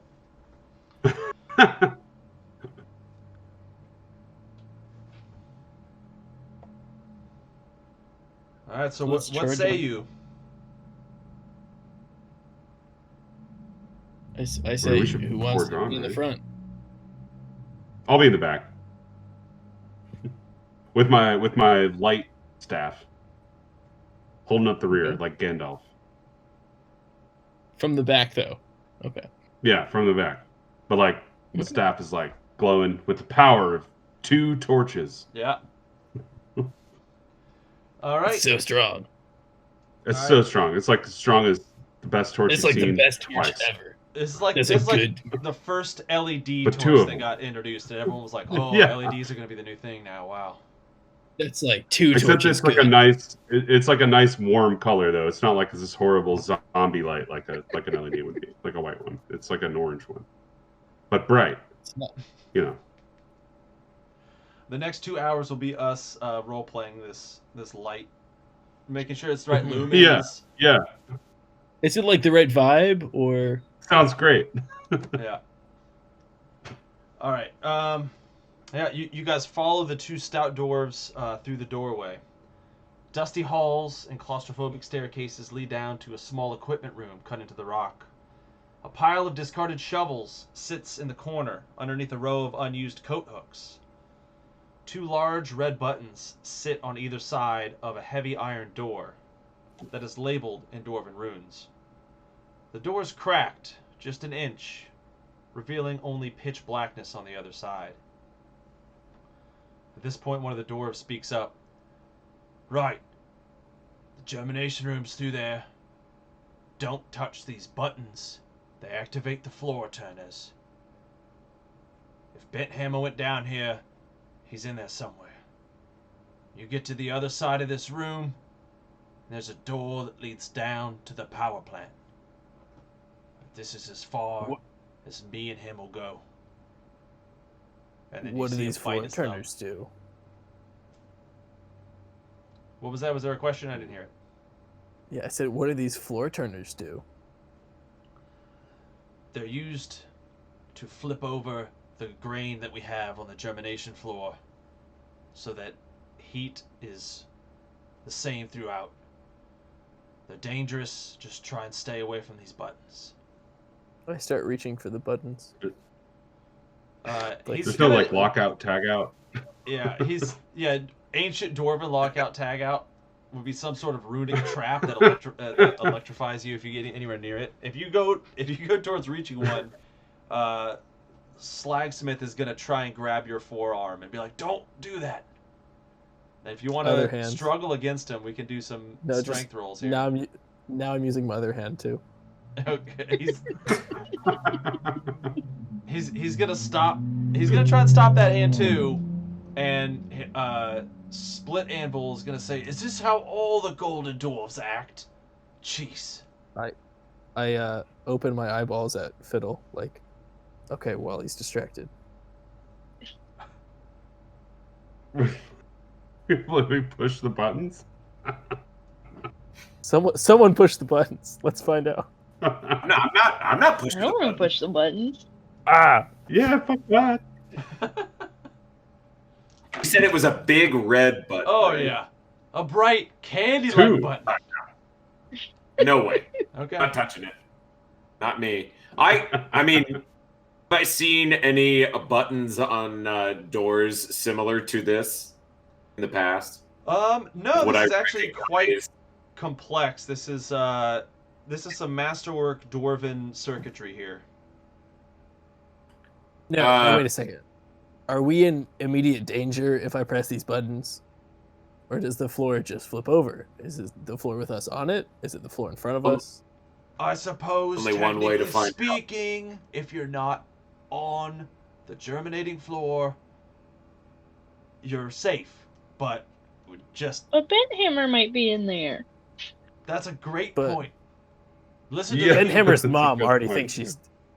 Ben Hammer's mom already believes he's dead. Yeah, so why don't we kill him just in case? Might as well. Take all its By hitting this fear. button. I reach for the button again.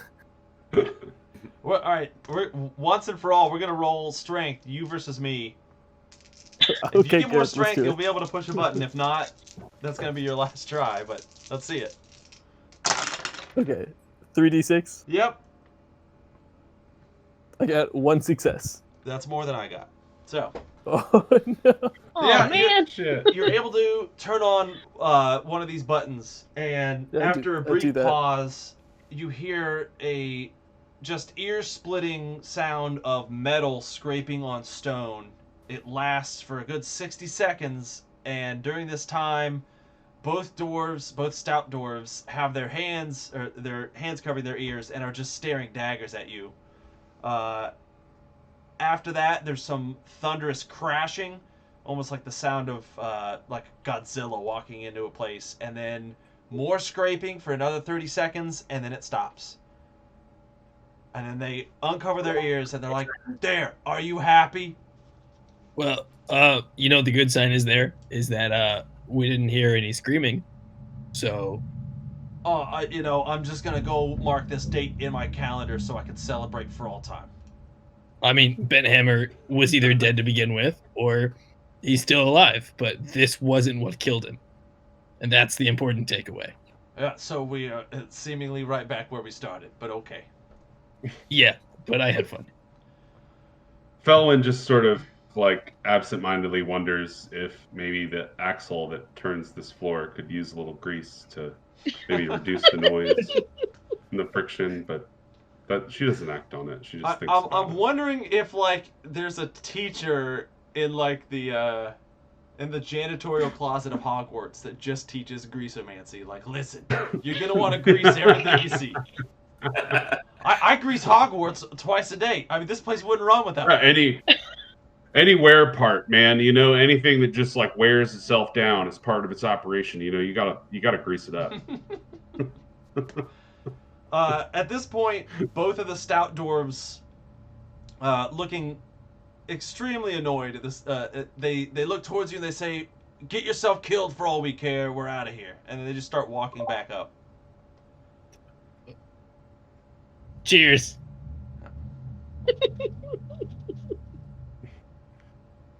I feel like that bridge got burned.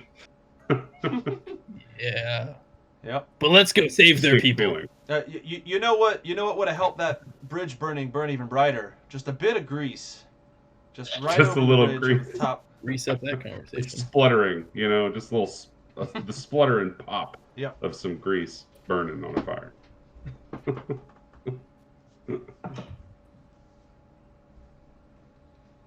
All right, what are you guys up to?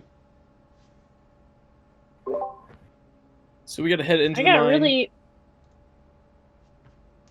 What's up, Kayla? Go ahead, Caleb. Yeah, I got distracted by the button situation, and now I'm forgetting what else is in this room with us.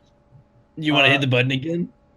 No. Would that help? To jog your memory? Put it back where it was, I guess. Maybe with some grease this time. You're in a room. This is kind of like a staging room for workers. There's just there's a stack of shovels. They're probably a little bit bigger and flatter than a regular shovel, and then a row of unused coat hooks. Theoretically, people might have put changes of clothes on them to start a shift or something like that. All right. Are there any coats on there? Nothing right now. No. Damn. No boots. No No extra boots. tufts. Cleaned out. Okay. Well, I said we forge on. They're probably in the mine. Never came Sounds out good. to change out of their boots. They're in there somewhere.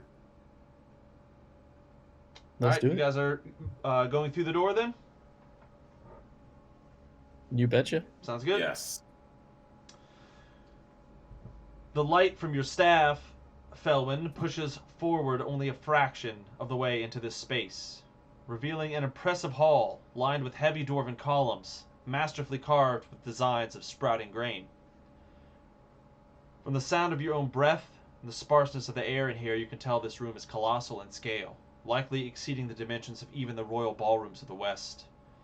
A distant pinpoint of red light pulses on and off from at least 200 meters in front of you. You see a similar light blinking above the door through which you entered. In the brief instance of reddish light, you see two massive dwarven statues near the closer door, each standing 30 meters tall. They're holding onto wide, curved blades attached along broom handles, like a shallow and stretched snow shovel. And they both stand as if ready to spring to life at any moment. Along the sides of this rectangular hall, the floor dips down into shadow just before each wall, creating a trench-like hole running the length of the room on either side. This is kind of like the Mines of Moria moment. You cannot see all of it, but you can see that you're in this massive, giant, germinating hall. You can't really see to the other door, but you can tell whereabouts it is due to a very distant, blinking red light. What are you guys up to? What's up with those statues? Are they stone statues? I would say give me a investigation check, and I might be able to tell you some more about it. Which I think for you, Thorin, is just 3 dice. I have a good old 0. 0? Texas. Yeah, you don't know. This doesn't look like... These don't look like the regular statues that you're used to, even the dwarven statues that you've seen on the surface. These are something different. Their make, their construction, just completely new. Mhm. I feel like Felwyn might try to detect magic on the statues. Sure, give me a roll. Let's use investigate, so +3. That's 4 successes. 4. There does seem to be some sort of magic at work here. You can tell by the weaves of magic that surround these statues that they are meant to be animated and controlled, but only for short periods of time. It looks like these might be the floor turners that you were warned about. Hmm. Ooh. And there's 2 statues and there were 2 buttons. Correct. Interesting. Okay. Do we have someone go hit the button while we are in here to see what happens? Where's Thorin? Oh, Felwyn is in. Felwyn hit a button. Okay. That sounds cool. I'm going to go run up and hit one of the buttons to see if the statues move. All right. If we're all on. Yeah, it would be easy for you to go out and do that. You go back in, you slam your fist down on one of these buttons. It is a satisfying spring-loaded chunk of a button. It's just fantastic. And it's a few seconds later, the statue on the side of the room that corresponds with that button springs to life, bends its knees, and puts its giant flat-bladed snow shovel down on the ground and starts slowly marching forward, scraping it against the stone ground. You guys are able to get out of the way in time, as only half of this room is getting affected. You see the red light above the door is completely red now, not just blinking. The statue goes forward maybe about the length of a football field. From what you can tell, not nearly the full distance of the room, maybe halfway. And then at that point, stands straight up and just backs its way back to its original position.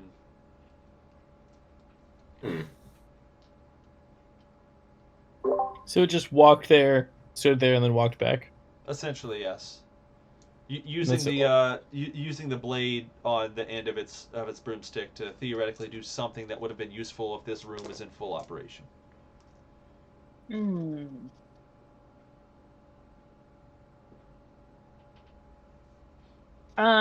Interesting. I would There's like possible. to call out into the dark and see if anybody answers. Okay. You call out, and after a few seconds of dead air that really just further impress upon you how large this room is, you hear an echo of yourself coming back. After waiting for a few moments, it doesn't seem like there's any answer.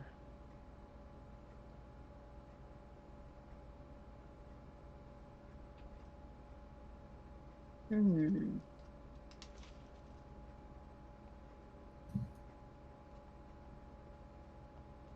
I say we go towards the red light. Let's do that. Sounds good. Let's see here. Sprinting. No. I will say. Who's going to be first in the marching order here? I can go first.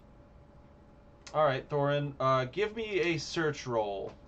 That should just be 3 dice.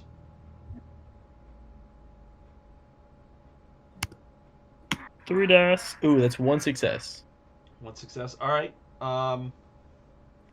As you get about halfway into the room, your light hits something that kind of makes an odd shadow off to the side near one of the pillars. as you look closer, it seems to be the slumped over body of a stout dwarf. I shout, Benthammer, are you dead? No response. Does the shadow move? Or anything? Does not seem like it's moving. Okay, I'll walk up to it. I ain't scared of no corpse. This is certainly a dead body by the time you come upon it. It's not moving, not breathing. I poke it with my mace. No response. It is dead. Okay. Is this? Can I do like investigation? I searched the body to see if there's any hint of how. Right. Yeah. Yeah. Fiddle. Go ahead and give me an investigation roll. I guess that's just 3 dice.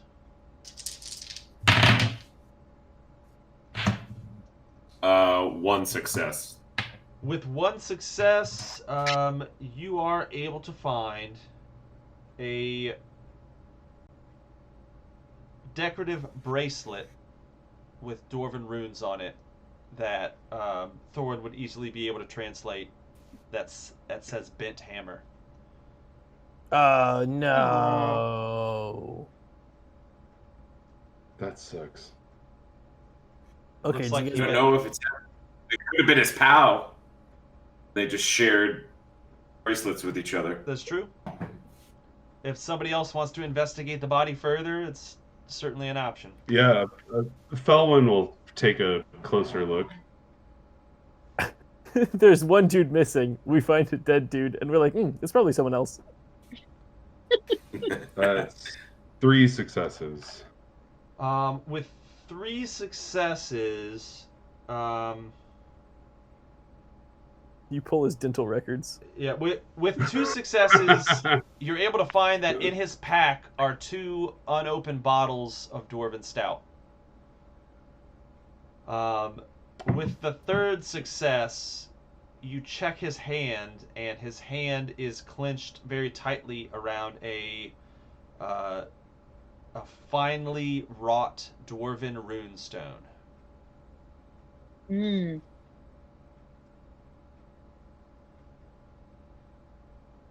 I mean, I'm gonna take it. Take it to Thorin. Does it look like Yo, what is this? this stone is perfect for the addition of googly eyes? This one looks a little bit too rough around the edges Okay, for a I'm not into it. marketable rock friend. I would let A Felwyn. little sticky pad would never take purchase. Yeah. Yep. I I mean, maybe to a private collector, they might see something that I'm not seeing. But We just need a rock tumbler. We'll figure it out. all right. So, Felwyn, you're pocketing that runestone. Yeah, for sure. Give me an And I'll take this out. arcane roll if you can. What were you saying, Fiddle? Okay. I said I'll take the 2 bottles of stout if we haven't taken them already. Go for it. You're the first one to say you wanted them. So yeah, you can add that to your inventory. You've got 2 Yeah. bottles of stout. They work like the others. They give you a D6 of healing whenever you want. Hell yeah. Cool. Felwyn's not interested in beer. That's true. I need to remember that. I got 2 successes on the detect arcane check. That is enough. You're able to identify this item. This is the lucky runestone of Cagrol Lackluster. For whoever holds it, successes now happen on a 4 or higher, not a 5 or higher. Oh. Nice. That's sick. It didn't help Cool. Bent Hammer, but maybe it'll help you. We'll see. I'll take Bent Hammer's bracelet and bring that back with me at least. Sounds Whatever, good. As you bend down and uncouple it from his wrist, You start to hear a faint hissing type of a noise. After a few man. seconds, it grows louder and is intelligibly a chittering at this point. Continuing to grow louder, it seems like it's coming from multiple directions, echoing through the entire hall. Additional noises of scraping can be heard coming down the pillars that you're standing next to. As you look up, it's obvious that something's crawling down, about to be in your line of light. Before you realize what it is, it sounds like a good time for a break.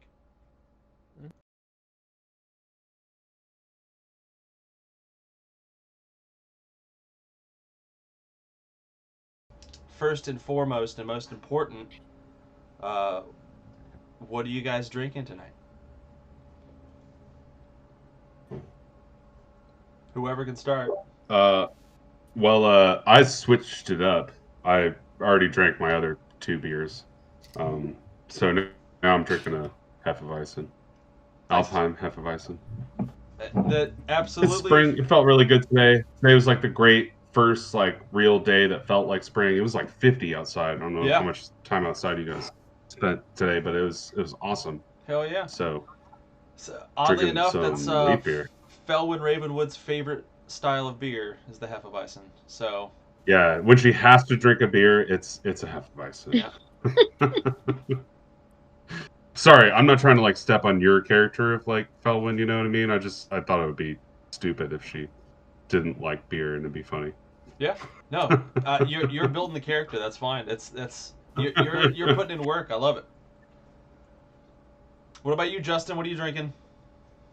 I'm actually drinking our Buckeye Donut collab that we just put out last week, I think. So it's a brown ale that we brewed with a proverbial boatload of peanut butter powder, and then set it on top of cacao nibs and coffee. Nice. Damn. Sweet. I love me a good brown ale. There's not enough people in town that venture into that, in my opinion. But yeah, that sounds like my true. alley. We've had a brown ale on draft like pretty much since day one at Land Grant. Son of a Mutter. Mm-hmm. It's just you find out the hard way that the reason why no one makes brown ales is because no one drinks brown ales, unfortunately. Yeah, people want the mixed stouts for sure. Right.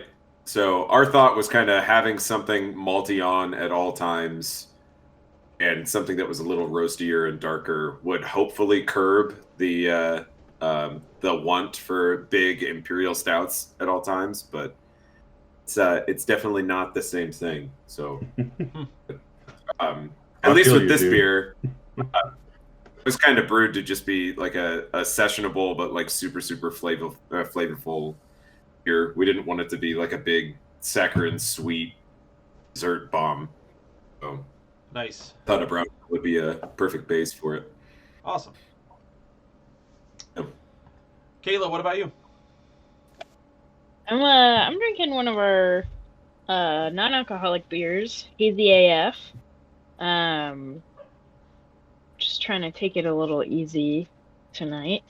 Fair enough. This is my favorite of our AF series. We've done a few of them, but it's really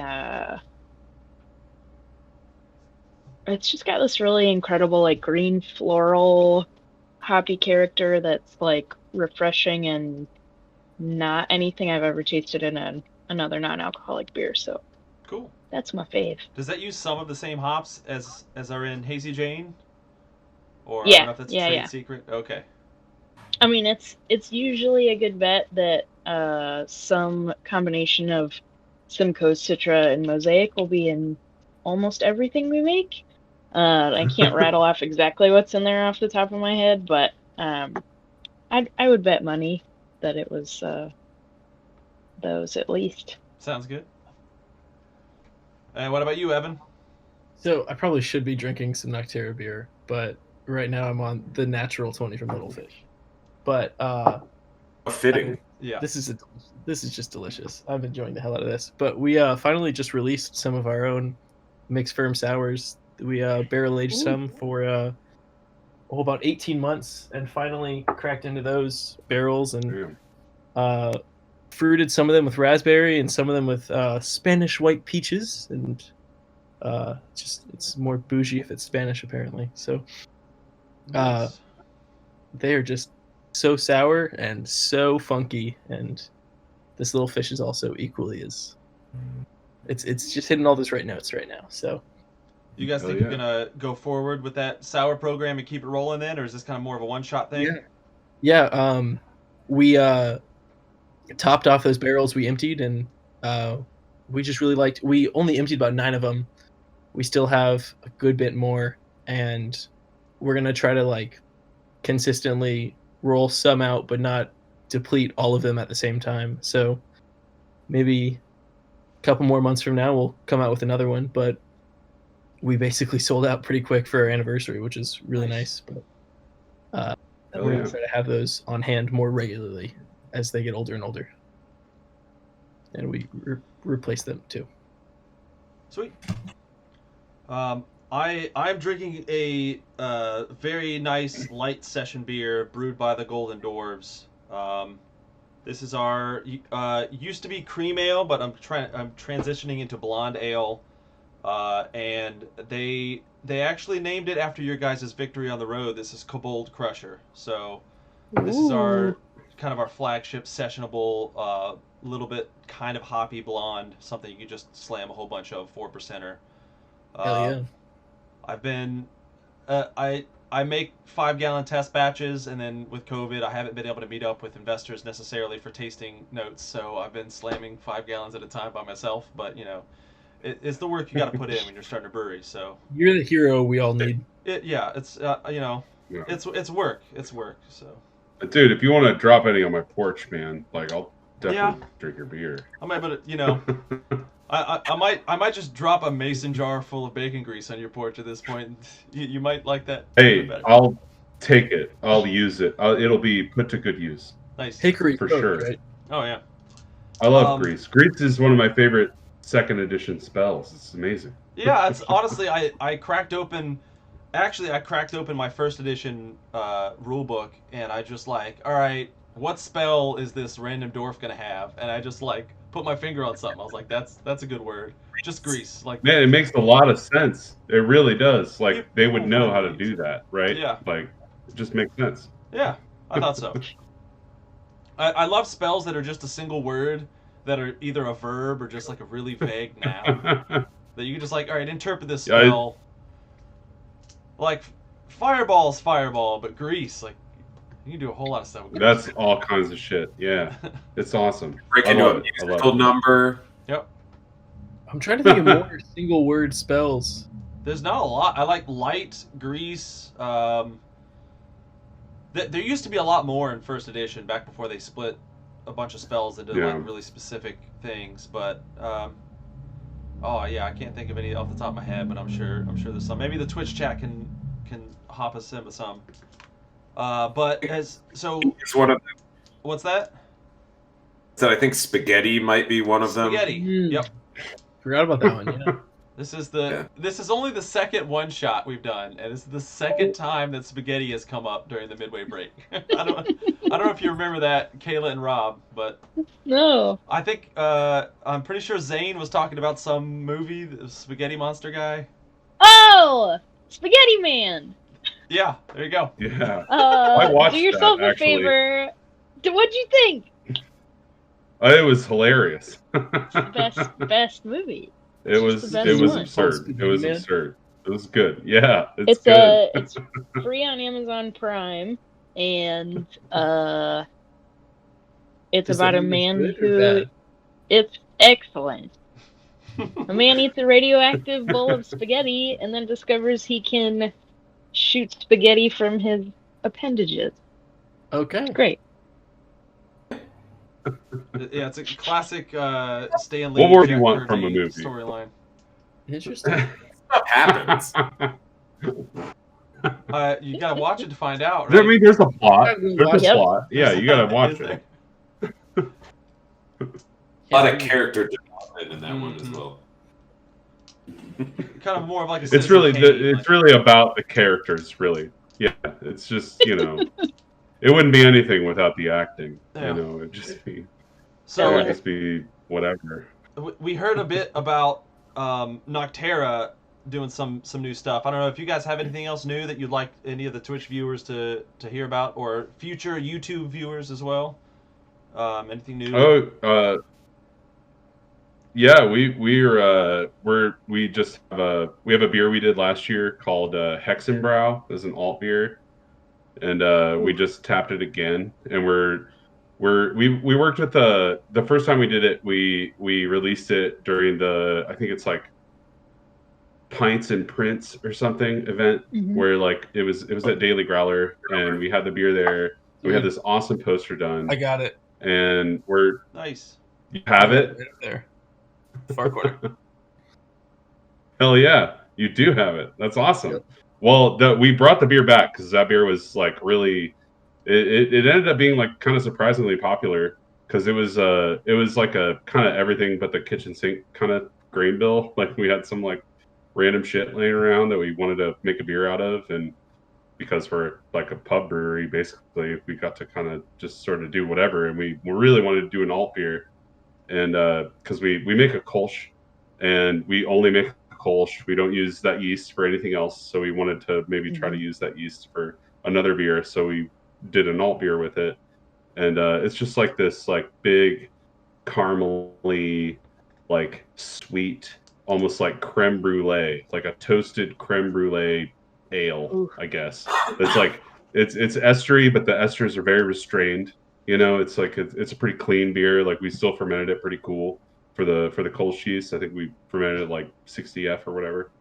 And so we have that on tap right now, but we're gonna do like we're gonna launch this like little storybook that we had that we made for this beer, where we kind of built this character around it's like a witch, like the hexa, right, of the Hexenbrow, and I'm pretty excited about it. Like we're still a few weeks away from having the booklet kind of printed, but it's almost like a kid's book, but based around on this sort of character that we built around this beer, and I thought that beer was like just a really fun kind of like happy accident almost. Like we had room in our schedule to make like a one-off, and we had some like malt that we got shipped on accident. Like we had a whole bag of like Cara Munich that we weren't going to use in anything and that beer was just like perfect for it, and it ended up it turned out really good.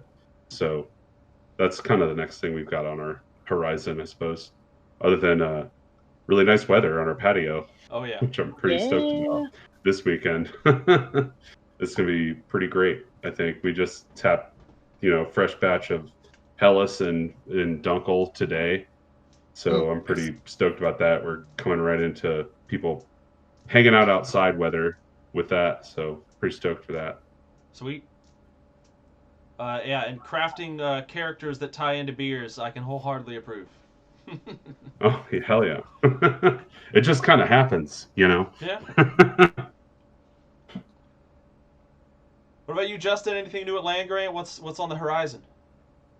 We've just been brewing so many different things lately, but I think one of the beers that I'm most excited for coming out, kind of keeping in the theme of highly adjuncted beers, we've got a German chocolate imperial stout that I think we're transferring tomorrow, called Star Baker.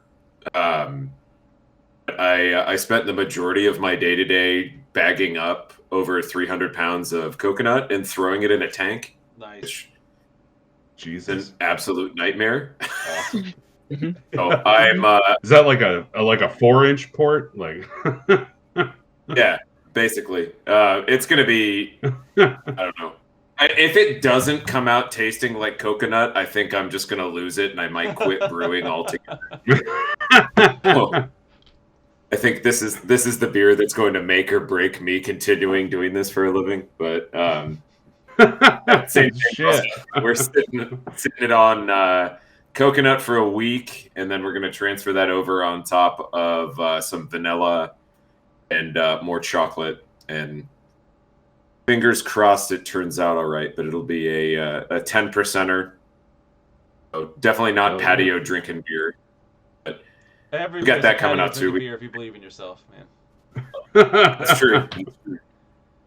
So we normally. Oh, sorry. Go for it. Nope. You go ahead.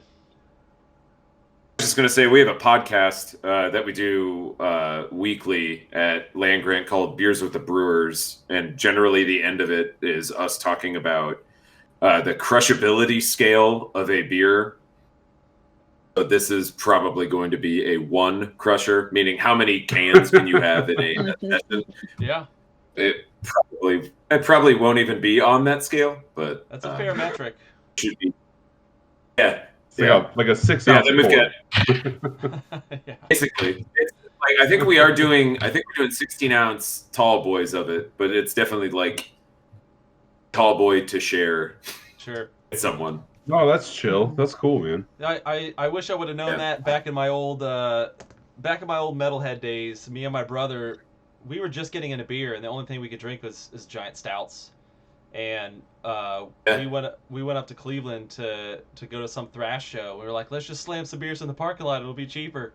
And the only thing we had was a 22-ounce bottle of Czar and a 4-pack of Old Rasputin, all room temp. And we were like, let's just slam them. Let's crush. And you chugged it? Oh yeah. my god! Sean, were you there for my 21st birthday? Because that sounds about right. Yeah, it's just warm, foamy Russian Imperial. It was rough, but it turned into a storied night, and it was a way to start the story. But man, I would not do that again. There needs to be a crushability scale like printed on 6-packs or something. Like please don't crush this.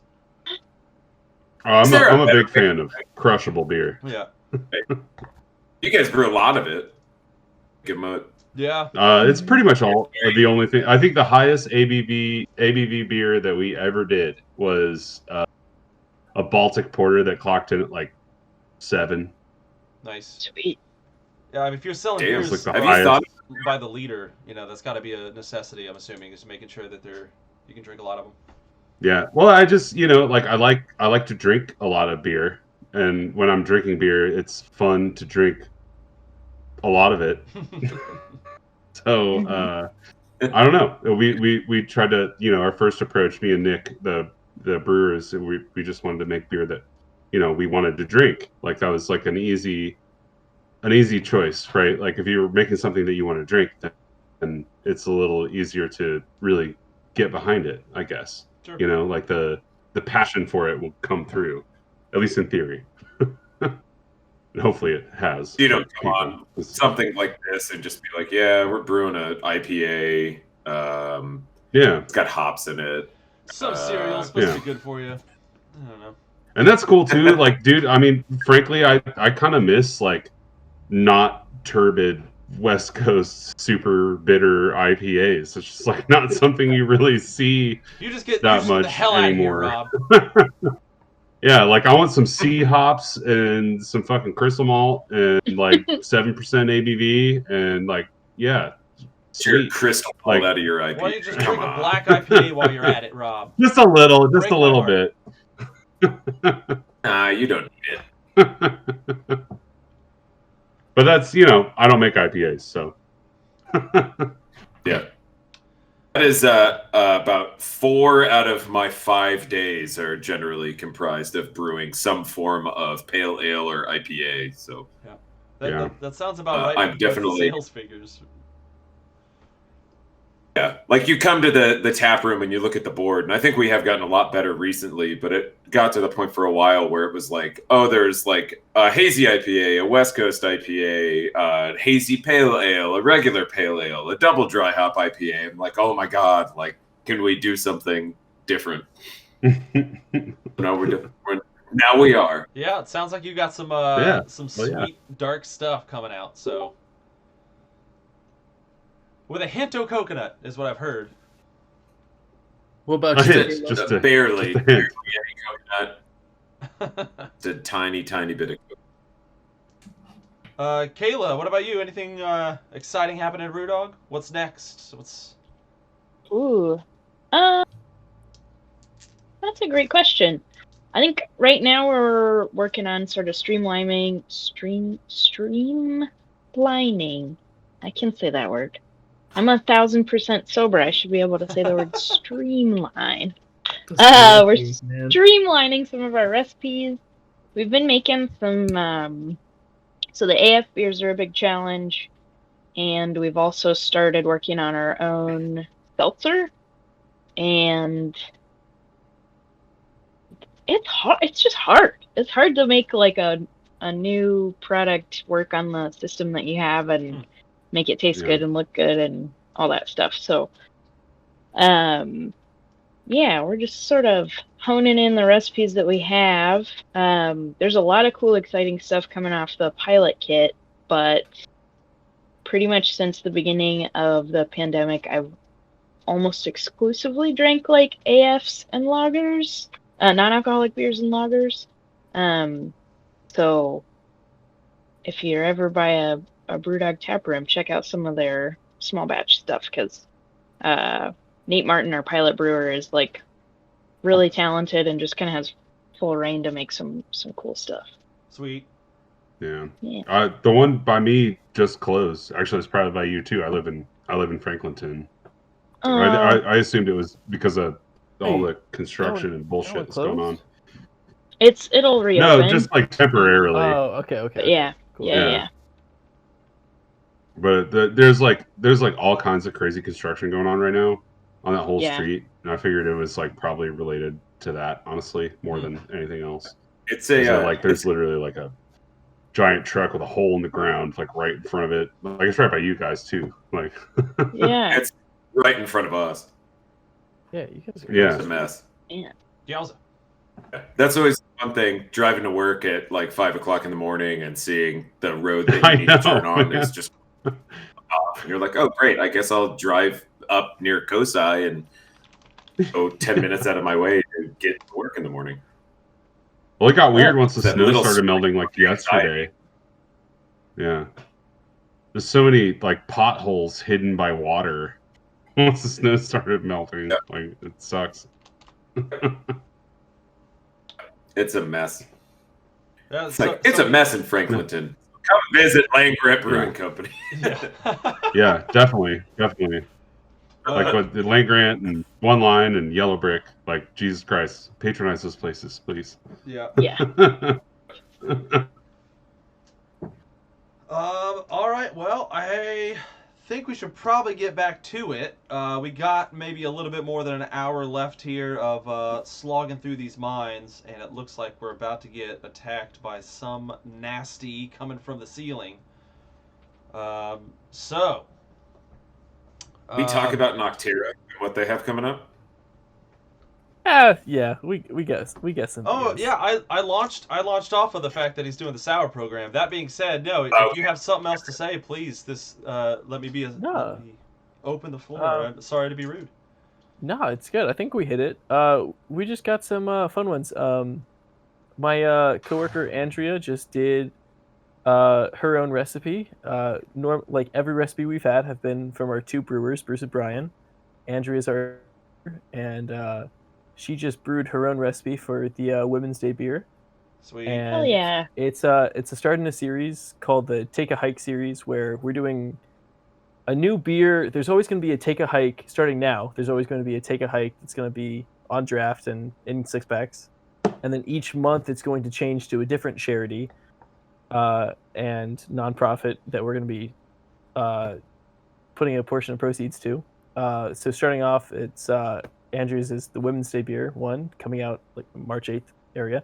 It's a milkshake blonde ale with raspberries, and it's a style that our brewers Bruce and Brian would like not normally touch upon. We're not like the hype beer milkshake kind of crew, but this is Andrea's recipe, so she got full autonomy to do whatever she wanted. That's what she came up with, and it tastes awesome. So that'll be the first one, and it's benefiting the Women's City Club of Delaware, little organization that I used to volunteer with in college, and it's a cool little organization in Delaware. So, is that going to be in cans? Awesome.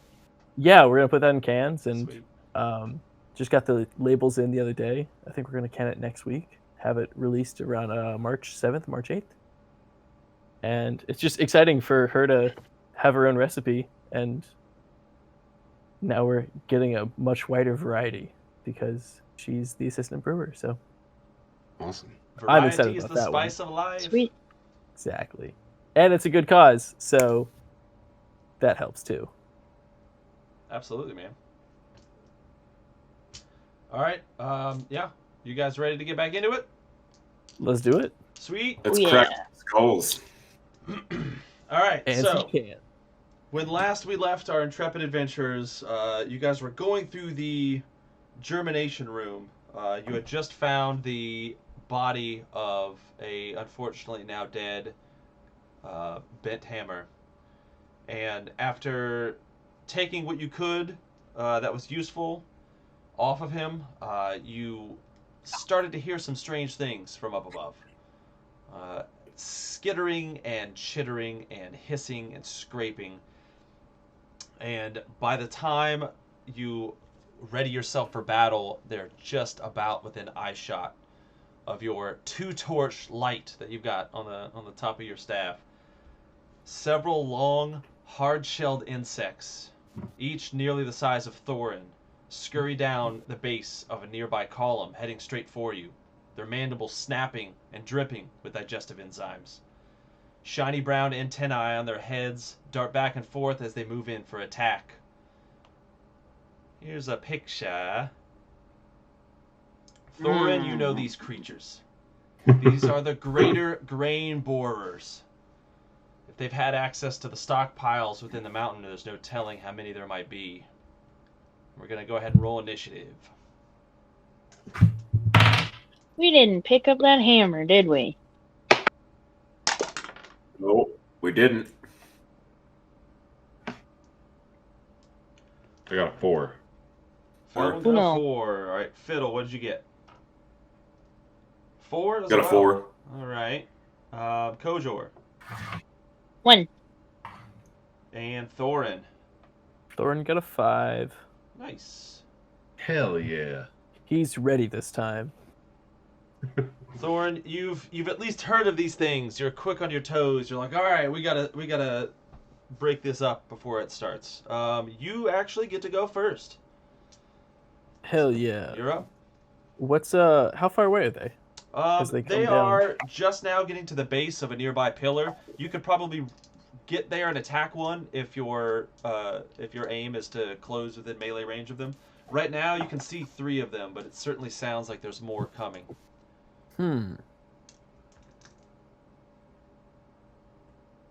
Okay, so these are completely different creatures. I would like to go ahead and preemptively cast the Sphere of Resistance on everybody, but I don't know what kind of damage they're going to be doing. Is that an easily intuitive thing These to things are figure going to out? be trying to bite you with large pincers. They're going to just try and chop Okay. you up. So this would be So- some sort of slashing damage for sure. Okay, so slashing damage. Yeah, can I? I'll just go ahead and cast Sphere of Resistance as the first action. Yep, I that take. sounds good. All right, you and anybody near you is protected from slashing damage for the next 2 rounds. And then I pull out my shield or something and just bear for impact. Sounds good. It's definitely gonna come soon. I think yeah. Oh, I rolled a 5 as well, so I technically go next. 2 of these things come at you, Thorin.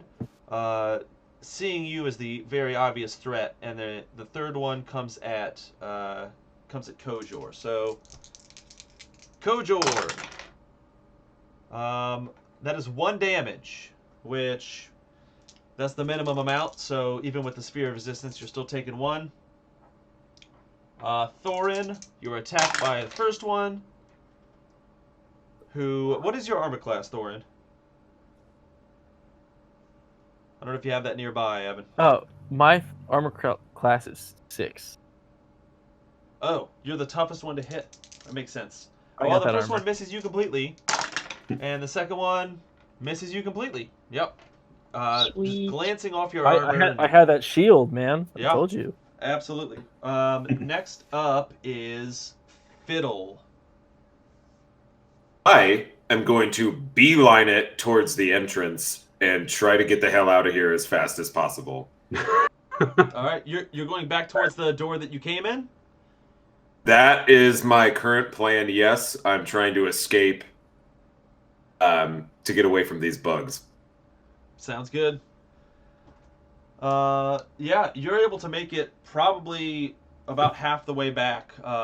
You guys got about to the center of the room, so you're looking at a football field in either direction, so you just book it and get about 30 or 40 yards. Next up is Felwyn.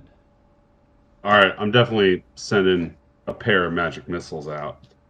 Okay. So, first magic missile against one bug is 3 successes. Oh. Oh. Yeah, that smashes into one of these giant bugs, and it just explodes into a rain of yellow goo. Most of it getting onto Thorin.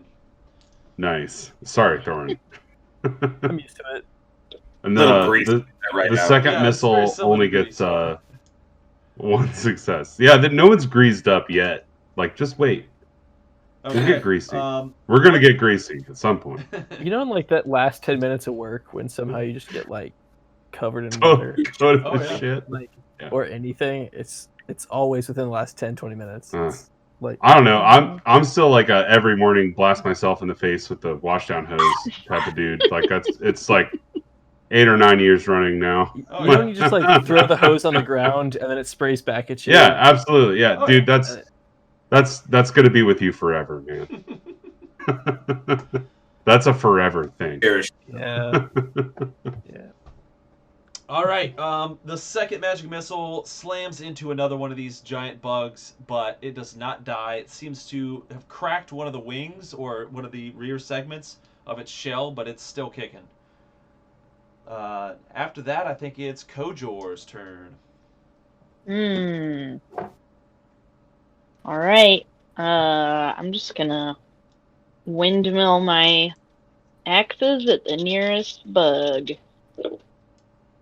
And that's 1 success. All right. You will chop the front leg off of one of these bugs. He's still flailing around and trying to bite at you, but he is close to dead. That leads us back to Thorin at the top of initiative order. So nobody took any damage from these dudes? That's Not in the awesome. first round, nope. I mean, hey, hell yeah. Well, okay. there was only 3 of them in the first round, so you just wait. That What's tracks. that? I'll probably use that spell again. Okay, yeah. I'll just attack the closest one to me. Yep. Both of the remaining ones are at half health, so likely that you will be able to squash one of these things. Let's find out. Nope, that's not enter. Nope. The answer's no. I got 0 successes. Yeah, this thing's you think you got it, and then right as you swing, a glob of that yellow stuff falls from your forehead into your eye, and you just go, ah, my eye, you're unable to strike one of them. After that, it's my turn. Both of these things are still fighting you, Thorin. Nice. All right. One of them hits you for 1 wound, which is the minimum amount, and then one of them rolled 2 6s, so that's 2 hits, but your protective bubble will turn it into 1, so you'll take a total of 2 hits. Awesome. I'm feeling good. Behind these, 3 more insects have arrived, and in fact, Fiddle, as you can see towards the entrance, it looks like 4 more are coming down these statues themselves to block your escape. Jesus. This was a coordinated attack. In addition to that, you can hear even more scuttling and scraping on the ceiling, and it doesn't seem like this is going to stop anytime soon. After that, Fiddle, it's your turn. So as I'm running, Mm-hmm. I'm going to scream so everyone can hear me that I'm going to go hit the buttons as I'm running towards the entrance. And Guess I'll pull out my short bow and try to start shooting at the bugs that are blocking my path. Okay. They're far enough away from me that I'm not able to use melee attack, right? I would have to use like a distance.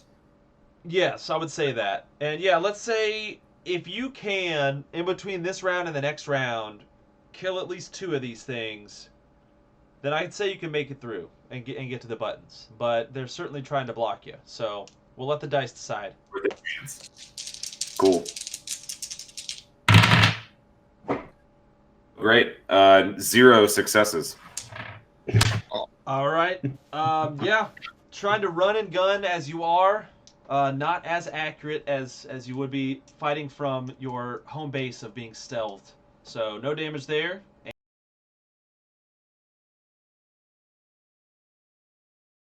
Crush the nearest bug.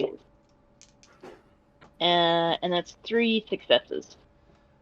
Yeah, with 3 successes, the one that took a bit of damage from the last magic missile is just toast. You're able to punch straight through its thorax, and now you and your right arm are totally covered in greenish yellowish goo. All yeah, right.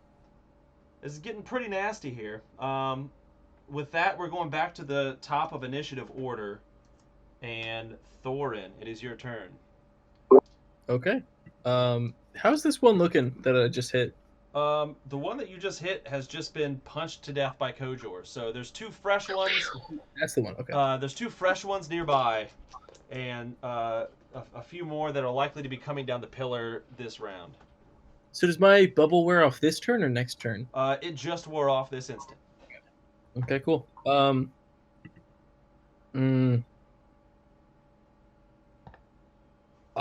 Yeah, I'm gonna go ahead and attack the next set. I'll probably recast that next time. All right, give it a try. We'll find out what's the right move later on. That is 4d6s. 0 successes. Oh no. These things Sweet. are getting kind of slimy, and so are you, and so is your weaponry and your eyesight and all kinds of other stuff. So, is there any kind of bonus action I can have other than healing? I mean, let me know what you're thinking of trying to do, and we'll see if it's bonus action-y. I'm looking around the party and seeing how everybody's well equipped or not to handle this, and I'm kind of looking at the rogue-ish character in the party and wondering if they're going to be okay. So, can I like throw Fiddle my shield? I don't know if you can make it. Fiddle's been running for the last round and a half. Not unless you have some sick, like, extreme frisbee skills. Like Captain America, just Oh, chucking it. I'm also kind of wondering if like this will keep Fiddle engaged in the like combat. If I can protect Fiddle a little bit. Well, Fiddle's gonna fiddle. Fiddle's gonna fiddle. Okay. There's a reason. What are you gonna do? There's a reason that there's only one character that I don't have any damage marked down on yet. that's the rogue thing to do. I'm gonna get the F out of here. Then you know what? I'll leave it. I'll just that's my action was the failed attack, and that'll be that. All right. So, not only from this pillar, but now from the pillar that Benthammer's body was resting on, a total of 5 additional bugs are coming down. There are a total of 7 around you guys now, and 2 more joined the cohort that are kind of trying to surround the flank and block Fiddle from getting out of the room. It certainly looks like you guys would have to find a different exit other than the entrance. Outside of that, let's see. One of them's going to be attacking Thorin.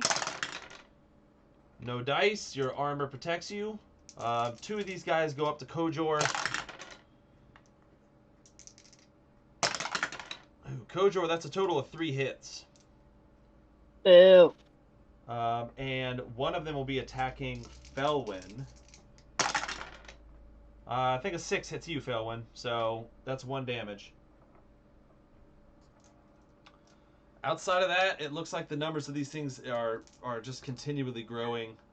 Not immediately clear whether or not damage alone is going to be able to win this fight. At that point, yeah, Fiddle, it's back to you. So you're saying that there's basically 0 chance of me being able to get through the entrance. At this point, At this point. at this point, that's what I'm saying. Too many bugs. Right?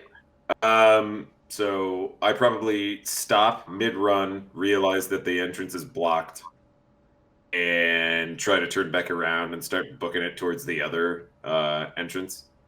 Sounds good. Or exit, I guess. Yeah, you can Oh, certainly. while I'm running, Yep. am I able to like keep an eye out to see if there, like, I know it's super dark in here, but see if there's any good hiding places around me? Yeah, you do. Yeah, give me a search roll. Let's see how detailed of a thing you can get here. You want 3? Yep.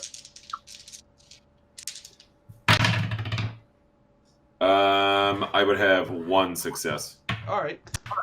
Yeah, you do see there obviously there's the pillars that kind of line the center of this room. You could easily hide behind one of those. Since you're in the dark right now, it wouldn't be hard for you to do that. There's also those shadowed areas on the edge of the room. You don't really know what those are about, but kind of where the floor falls off. You with 1 success, you would have remembered that. But at the very least, there's some nearby pillars. But they are coming down the pillars, correct? Yes. A good majority of the pillars are getting are being crawled down by these guys. Right. Well, I guess I'm gonna run towards the corpse of Benthammer. I'm going to attempt to hide underneath using my small size. Yeah. As a halfling, you would probably be smaller than a dwarf. So you can spin this round, kind of sprinting back, using the light and the sounds of battle to guide you back to your group, and you can kind of do a gliding slide into home base underneath the corpse. Absolutely, I love it. Next up is Felwyn. All right. Shit. Well, I don't know. It seems a little silly to keep trying to just magic missile these insects. So, Felwyn's gonna definitely try to like move and position herself more towards the exit, wherever, underneath the other red light that's glowing. So she's gonna move in that direction as far as she can. Okay. And then she will fire off a couple magic missiles behind her as she's doing that. All right, yeah, go ahead and give me the whatever attack rolls insect first. you can see. Okay. So first missile is 1 success. Second missile, 0 successes. All right, you get another one of these beasts down to half health, Nice. and you make it maybe half the way down towards the maybe 20-25 meters down towards the exit. As your light extends out in front of you, you notice that the 2 floor turners attached to this door seem to be in a different position. One of them has in fact fallen in front of this door, and the other one is kind of trapped behind it. If you were to gain access to this door, you'd likely need to find a way to move these floor turners. Gotcha. Which presumably would be right on the other side of the door, if it's like the other door. Very right? true. There'd be 2 big red buttons. There may be, yes. Begging to be pressed. Which means there may need to be another exit to this room found, if you guys are going to make it out alive. Sean, I'm just trying to picture these floor turners. Are they like 2 circles? Is that they're giant statues that are holding essentially huge snow shovels that come to life when you hit the buttons, and they physically use the shovels to turn grain on the floor. So these are just huge, like 60-foot tall dwarven statues made out of metal and brought to life with magic. Okay, I was picturing this wrong the whole time. Oh, Perfect. Okay. yeah. Sorry Cool. about that. That's my fault. No, it's good. That sounds dope. That sounds way cooler. Yeah. I figure that's how most malting houses work. I don't, you know, I haven't. Yeah, it's Yeah. the giant statues. I haven't seen them in real life yet, so Okay, yeah. that makes sense. All right, and Kojor, I think you're last in the initiative order. What can we tell about this yellow green goo that we're covered in now? It's bug guts for sure. But we're not like burning or. Oh no, this is just Okay, this all is right. just squashing a beetle. It might have the smell of a squashed ladybug. I don't know if you've ever squashed a ladybug. Mm. Not a great smell, but it's not physically damaging you. All right. Well then, I'm gonna take a break from squashing bugs, and I think I'm gonna head for the. Let's see. I'm gonna head for the wall on the left side and see if I can find anything over there. Sounds good. It wouldn't be hard for you to disengage. They're Mhm. the bugs that are attacking you are kind of a bit spooked on the fact that you just punched one right through the thorax and killed it. So you book it towards the left side, and it looks like this room is flanked by a pair of really long trench drains. Essentially, the floor slopes off at a 45-degree angle into 3 feet of darkness. It's deep for sure. Great. Okay. Was that my turn? I think that's it. You could try to do an action if you have an action. I guess I'll investigate the trench drain then. Okay, yeah, give me an investigate roll. 1 success. All right. Yeah, you find a small pebble on the ground and you throw it down. You hear several echoing pops as it goes down what sounds like a metallic slide, and it just keeps going until you can't hear it anymore. It seems like these trenches are set up perhaps to transport the germinated grain to a lower floor, and the openings are certainly big enough for most of you. You, Kojor, might have some trouble, but lubed up as you are with bug guts, With a little grease? and Little grease, with the anyone? help of maybe a little grease, you guys might be able to use this as a means of escape.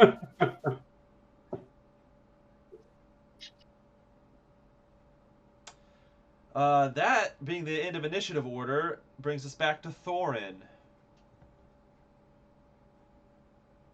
Okay, so I don't know about these grades, but what I do know is that there are too many of these things to fight. So I'm going to just cast my my sphere of resistance on everybody from bug-related damage, Sounds good.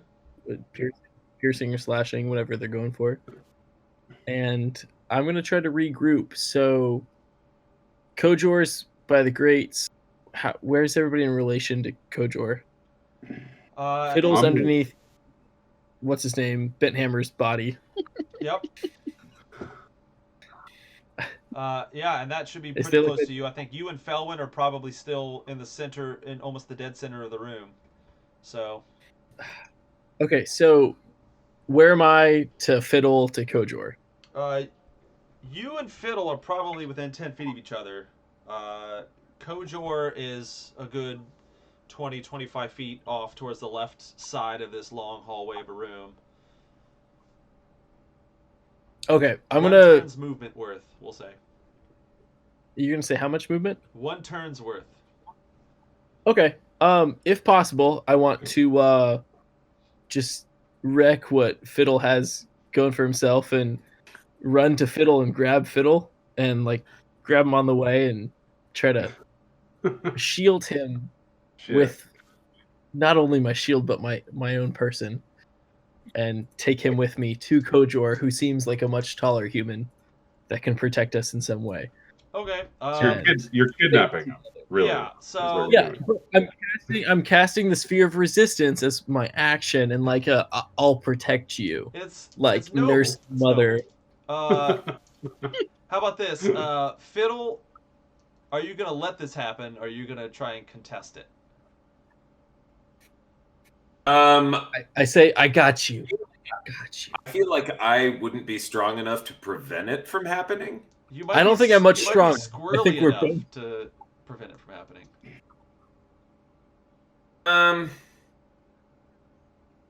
It's a tough call. I think I would probably put up a fight, but I would give in and go along with it and just be like, okay, whatever. Thinking, like, making the assumption that maybe Thorin has some plan. Yes, let's So, go. so I'm along for the ride, I guess. Okay. Thorin thinks he has a plan. Thorin just thinks he has a plan. It's not there Well, yet. Thorin, you with Fiddle in tow are able to make it about to where Kojor is, and you get there in time to witness her kind of investigating this weird slide system that extends along the edge of this room. After that, it's my turn. Would you say that? What Would was you that? say that was my action too? Your action was the bubble. I was Okay, thinking. cool. So that did work and everything. Like I can do both. Yep. That's not too much. Yeah, you've got a little Okay, moving cool. bubble that's kind of protecting you, and now Kojor and Fiddle. Sweet. Okay, but not Felwyn. But not Felwyn, who, by the way, is the only one left for these things to attack. So these things are all over her. Good luck. She fled. Rob's going. It's I think Rob's Felwyn's dead. turn right after this, so she's probably going to flee, but she's going to take some damage first, I would assume. 3 of these things attack Felwyn, and then the remaining almost 10 now are kind of honing in on you guys, but aren't able to attack on account of the fact that you guys kind of put some distance in between you and them. All right, that's 2 hits, 3 hits, 5 hits. So Oh no. when Rob gets back, we'll give him the good news. But for now, Fiddle, it is your turn. So I'm going to start my turn by assessing my new surroundings as I'm dropped off, realizing there is a big ass slide in front of me, which is offering a easy exit, and I'm just going to jump down the chute, go down the slide. All right, I love it. We got the fearless halfling here jumping down the chute. We'll get to that in a second. Felwyn. Rob, there's good news for you. Oh yeah, so Felwyn, everyone's kind of Sorry. escaped towards the side of the room. You being the last one to be in the center took the brunt of all of the bug attacks Ouch. and took 5 damage this last round. 5? 5. Damn, okay. That's a lot. I don't know. We only got an hour left, and I haven't killed anybody, so Yeah, I'm at 12. Like I'm I still haven't above used my 50%. Yeah, that's true. Fiddle's at I full want- health. I can't. That's not. You haven't even used your beer bottles full of grease yet. Yeah, man. it's true. Oh, I should have Or my myself fucking up. poison Yeah. inside. Should have lubed myself up before I went down the slide. What was I Right? thinking? Why not? I mean, there's no reason not to. I'm infinite grease. Got bottles Infinite. of grease. Well, Felwyn, it is your turn. So Jesus. Well, I mean, I feel like I still need to move towards everybody and pop off magic missiles while I can. Right? It just feels, I feel responsible for doing that. Like I should do that, okay, especially because I have cover the exit. the luck stone. Yeah. So like, all my 4s are all of a sudden successes, and I get to roll 6 dice every time I do a magic missile. That seems pretty. That's true. Seems pretty good, right? That seems pretty good. Do it. So I'm gonna do that. Rack up some experience points here. Wow, zeros. Oh, Oh no. Oops. Oh, did we lose him? I'm back. Oh, I'm he's back. back. Sorry. Only for a second. You lost me for a second. So the first one sucked. Here's the second one. That's one success on the second missile. All right, you make a flashy show of magic missile, kind of spraying it at the ground to block your exit. One of them smacks into the face of one of these bugs, and the other one just kind of hits the ground with a shower of sparks. And the bugs themselves seem to like be giving you a little bit of room at this point. They're closing in slowly, but you've bought yourself a round, perhaps. That's good. That's good. Next up, Kojor, it's your turn. All right. Well, I'm gonna try to wipe as much of this this goo all over my punching arm on the seat of my pants. To grease them up real good, and then I think I'm gonna get my hemp rope out and suggest that Thorin and Felwyn grab onto it before we jump down the chute. Oh, Felwyn's in, 100%. Totally trust you implicitly. We've already adventured together. You know what I mean? Like this isn't like I trust you. I just trust you. You know what I mean? All right, So all right. I just grab the rope. Thorin, what about you? I'm gonna go down the slide. All right. Yeah, if you guys are all in on this plan, we'll move on here. Get Sweet. away from these I- dang bugs. I would much rather run from all the bugs than fight them alone. It doesn't seem possible to overcome them, really, unless we were just somehow grease the entire room, and maybe then. Maybe. Sorry, just maybe. Their legs would find no purchase. They wouldn't be able to fight at all. Oh, we'd light it on fire, dude. Like, come on. Oh, fair enough. So, have we figured out if like we can close the grate behind us while we go down the slide? Because that'll be my action if possible. If I can like usher people down. Yeah, there's no grate. Oh, there's no grate. I thought there's. Oh shoot. Okay. you could actually take one of the bottles of grease and light it on fire with like a Molotov cocktail. Yeah, I was thinking about that. Yeah. in front of the slide. But you're down there though. Just What? the top. Just like the top Just on the fire. top. Yeah. Oh, Throw it we don't down. know. Like it's like a baked Alaska, you know? Just the top's on fire. I've literally never seen a baked Alaska in my life in real life, but that's what I imagine a baked Alaska would be like. It's a lot like that. It's certainly worth a try. I don't, is that something that you're gonna want to try, Thorin? Hell yeah! All right. I'm not gonna say no to that. All right, kidding so Thorin is gonna smash a bottle of this grease at the top of this slide. Felwyn, you got a way to light it before you go, or? Oh yeah, absolutely. Pyrotechnics. I'll just like shoot a spark into it. All right. Totally. Easily. Yeah, Jubilee powers activate. Catches on the grease and just starts sputtering grease fire right at the top of this slide as you guys jump down. Safe to say you might not be followed at least for a little bit. All the glass from the bottle probably goes down the slide with us, which is going to be awesome. And it's We're greased good, glass you know? too. All right, people, greased glass. It's grease glass. Very It's grease dangerous. glass. It looks good. It looks cool, and it smells great. All right. Yeah, it's applewood. It's applewood bacon. Smoke. What's Grease. Applewood bacon grease. That's what we're dealing with here. You jump into the trench and you start to slide. You start and you keep on sliding. Covered in slippery insect innards, you zip over plateaus and around dipping corners to the point of disorientation. Offshoots split each of you up, double back, and rejoin facing opposite directions. After nearly an entire minute of spinning, flipping, and whooshing, The slide drops out from under you, and you tumble to a violent stop on the floor of a vast, squat room full of warm, dry air. You barely have time to get right side up before the floor here begins to crack and snap under your weight. Soon, you are falling again as the stone slab below you crumbles to gravel. After 4 or 5 seconds, you land with a thud, each taking 1 damage from the fall, with no way to tell how far you've traveled.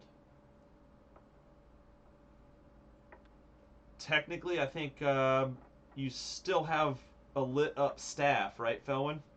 I, if possible, I suppose. Yeah, it might fall a couple of seconds after you, but it still makes it down there. After making sure the floor here is solid, you take a look around.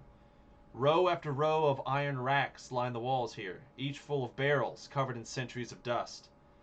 This room, perhaps more accurately described as a vast cellar, looks to house hundreds of these barrels, all untouched for unknown ages.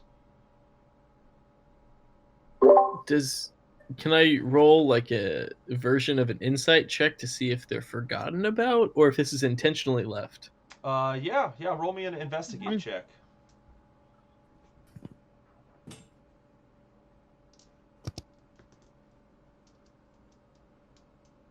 That's just a 1d6? You get 3d6 for investigate. Okay. T5. That's a 1 success. 1 success is enough. Some small runes are inscribed on each iron rack with a number and a maker's mark, plus a small message. After a while, you, being a dwarf yourself, you're able to translate these. This is the long-lost storehouse of Grim Iron Kettle. He was apparently stockpiling dwarven stout in case of a beer emergency. There must be at least 100,000 hectoliters in this room alone. That's a couple. I sampled him.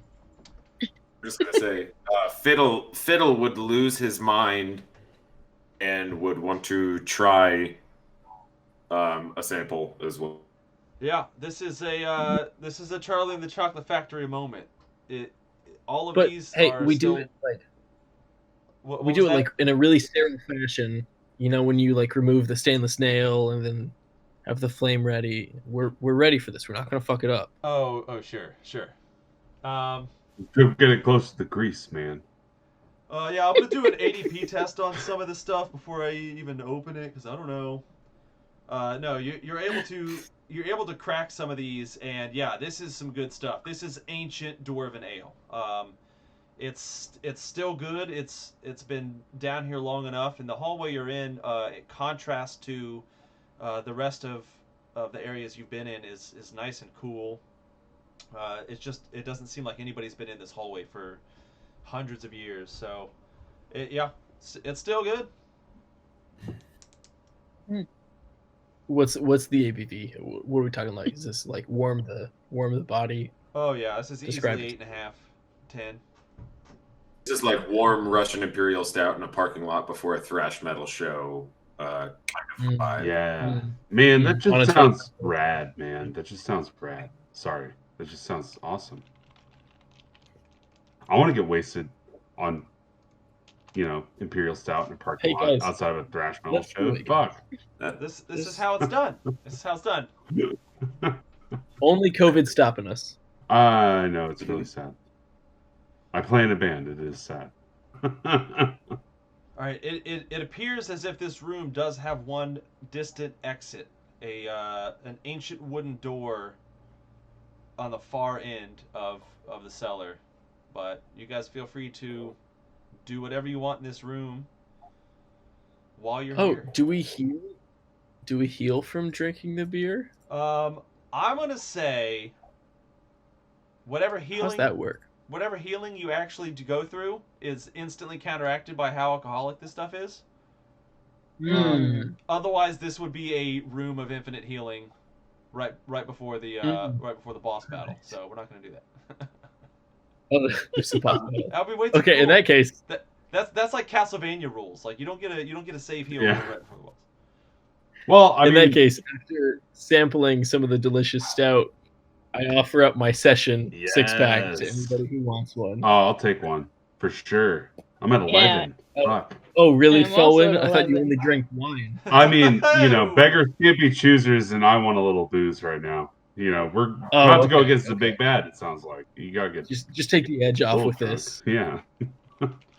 I'll perform Yeah. better think as I'm an going to adventurer with a beer in me. I'm going to take some of the empty bottles that we still have from that empty 6-pack and start to fill them with the stuff from these barrels. Nice. Yeah, I think you guys I still got- have. So I We have think you still two. have 3 of those at least. So absolutely. 3.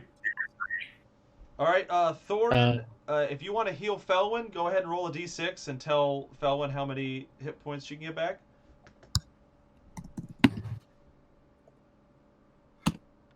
You get 1. Nice. Sick. Well, it's because she hates beer. Yeah. Like really, that's what it right, is. that's right. Well, It she's makes used sense. to she's used to sampling wine, You know so what? you just swished it around and spit it Yeah. out, right? She's not ungrateful, but like she doesn't Rookie. like it. It's like she's like making the bitter beer face from the Keystone commercial. Like she has like a natty light and makes the bitter beer face. That's All right, kind of fair how enough. Anybody else want? it gets 1 hit point Yeah, from drinking Kojo's one rooting for a shitty beer right now. Yeah, feel free to Go roll for another it. d6, Thorin, and see if Kojor can get some hit points here. That's a 5. There you go. All right. Thanks, buddy. Anybody else? Fiddle, you want a brewski? I think I'm all set. Okay, I'm a crack one. You're the odd man out. I'll have some of them. I don't want to Kind be of weird, bro. I was just gonna say, I don't want to say, but it's kind of weird. It's kind of weird for the wood. All right, so Fiddle, you're gonna crack It's one. dry heavy one. Yeah. All right, that'll bring you up to full, I believe, and then Thorin, roll a d6 for yourself and see how much you heal. I did, and it was a 1. There So you go. I'm feeling. Well, you're I'm up there. feeling I pretty think great. You're around the same hit points as Kojor, so you guys are good. I'm back at 16. Yep. Whatever, dude. I I'm at wanna- 12. Yeah. I want to search the room a little bit and see if there's anything else useful or maybe any clues about what we're about to face. Yeah, give me a search roll. Yeah. 2 successes. Ooh, 2 successes.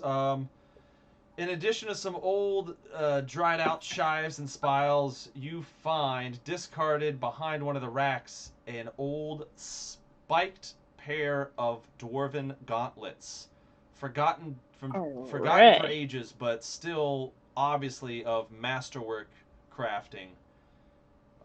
These are Grimm's gauntlets. If you wear Do they them, fit my giant hands? they will. And if you wear them, they will add 1 die to every melee attack you make. All right. They just add so much weight and gravity to your hands. They're essentially power activators for all your melee attacks. All right.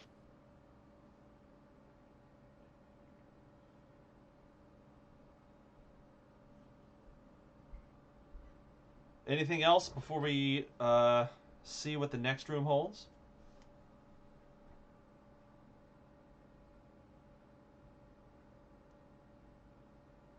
All right. You guys venture to the end of the cellar to the ancient wooden door, and it is locked, as a secret cellar would be. I can do that. Fiddle, you're gonna try and pick it? I think I may. Go for it. 2 successes. That'll do it. You will be able to pick this lock.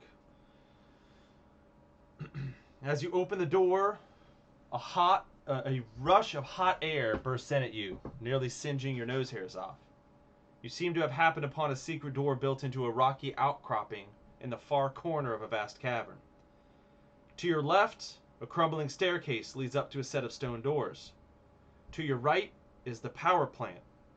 You can clearly make out the massive floor-to-ceiling hulk of a blown boiler next to the intact shell of another, though not so much as a pilot flame flickers in either. Behind them sit two massive gate valves holding back the near endless supply of feed water coming in from channels cut through the mountain. A mass of pipes, gauges, and valves cap the boiler plant, all accessible by a crude zigzag of rickety ladders. The prime distribution level is there, on the top level between two banks of turbines, able to direct steam power to either the malting floors or the millworks on the surface. A pool of bubbling lava occupies the far half of the room, casting a dim light over the entire space.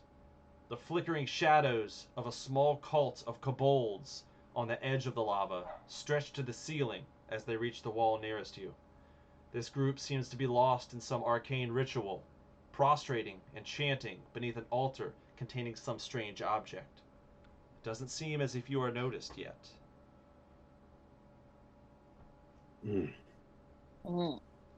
Magic missile. Coming in like Schwarzenegger. Just straight up, just at the cultists. I mean, I don't know. I don't want to just like act out of turn or anything. Nah, do it.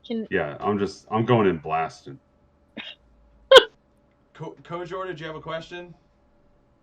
No. All right, so you're coming straight in, trying to blast the kobolds. Yeah. All right. Yeah, give me a couple attack rolls with your magic missiles. All right. Oh, 0 on the first one. Ouch. Man, that lucky runestone's not doing you much justice. This is why 2 Ben Gamer on the- died. Yeah.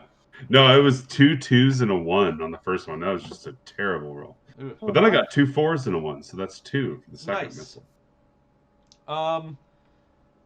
Yeah, so as you sort of make your way down this rock face and into the room proper towards that giant pool of lava, you send forth 2 magic missiles. One of them smacks into the altar, and as the I guess head priest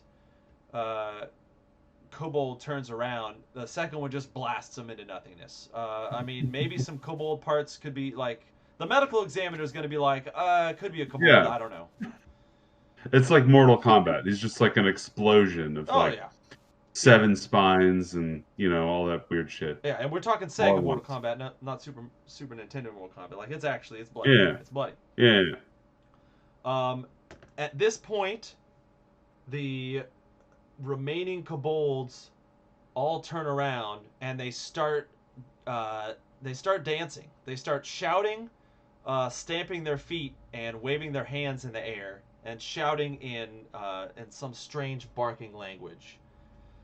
A great explosion of lava erupts from the pool, sending globs of hellish molten rock crashing down around you. A cyclone of fiery embers and obsidian shards obscures everything in the room, and a booming roar of white-hot flame shoots upward in an arc towards the ceiling, lighting the room completely. With a thunderous crash, a 25-meter-long red dragon lands directly in front of you, black-orange lava still dripping from its shoulders and faceplates. And who are you who tread so carelessly in my humble tomb? Can I use my action at this point? If you want, we're not technically in combat, so it depends on what you're gonna do, whether or not it's gonna start combat. But yeah, what's your thought? It's gonna start combat if that's cool with everybody else. Hey man, you only live once, man. Especially in D&D where you can't get brought back to life. I'm trying to tomahawk one of those stout bottles at the dragon. So you're taking a bottle of stout, and you're just Specifically the higher ABV stout okay. that doesn't even help with healing. It's got no use if it's not going to heal us. We're full on, like, from the back row at Newport onto the stage, full bottle of beer. Like catapulting a bottle of beer. Tomahawk. Yeah, this is I like it. Give me a roll. I guess you would. This is beer. This is kind of your bread and butter. You can probably roll 4 dice on this. Hell yeah. Wait, I rolled that wrong. What do I? Oh, no, that's way wrong. Okay. Well, I rolled a 6, a 6, and a 2, and a 2. So that'd be Okay. 2 successes. Yeah, this ancient red dragon, still dripping with lava, ready to parlay with your group, just gets a bottle smashed right in his face, right in the first second. And as the stout drips down, he actually noticeably winces. It looks like it caused some pain to the side of his face, and he does take some damage. At this point, his eyes squint, looks straight at you, Thorin. He blows a loud burst of steam out of his nose, and yeah, we're gonna start combat here. So everyone, roll initiative. Oh boy. Oh, I figured we were going to try man. to breathe in the dragon. I rolled a 1. I rolled a 6. Nice. Oh yeah, Kojor's ready to go. Felwyn, you said you rolled a 1. I rolled a 1. Yeah. Yeah, Felwyn, you were probably rolling through your ancient draconic to see if you could like greet this thing, and then fighting happened, and you were like, oh wait, I got to do something. Fiddle Frog Feather, what did you get? A 2. 2. All right. And is that everybody? Oh, Thorin, what'd you get? Thorin got a 4. All right. Oh, let's see here. Yeah, you guys got the drop on this guy with a surprise round of beer in the face. So we're gonna go into it. And Kojor, you're first. All right. So I have a specific question about these gauntlets. My weapons, if I use both my weapons, I can roll 5 die. But if I use a strength roll, I can roll 6. And then the gauntlets give me +1. Does that mean that if I just run at this dragon with my bare hands and these gauntlets, like suppose my gauntleted hands, that's a 7 So 7 die roll? the gauntlets add 1 to every time you attack. So since you're attacking with two hands, your weapons would both do 1 extra die. So that means you would have Oh. yeah. So that means you would have 4 dice for your axe and 3 dice for your hatchet. And the way that I've been doing damage when you do fisticuffs is I've been cutting all your fist damage in half. So it certainly behooves you to if you use both attacks now, you'd be rolling 4 dice and then 3, 7 total. All right. So Well, I you guess gonna we're go going in. straight up Conan the Barbarian on this dragon. Oh yeah, might as well. Foos Roda. First one. First one is 2 successes. Second one is 1. All right, 3 So damage 3 total. Yeah, successes you total. start hacking into this thing, and he went from wanting to talk to you guys and really seeming to not view you guys as threats to he's getting real pissed at this point and starting to take some damage. Next in the initiative order is actually Thorin. You're up.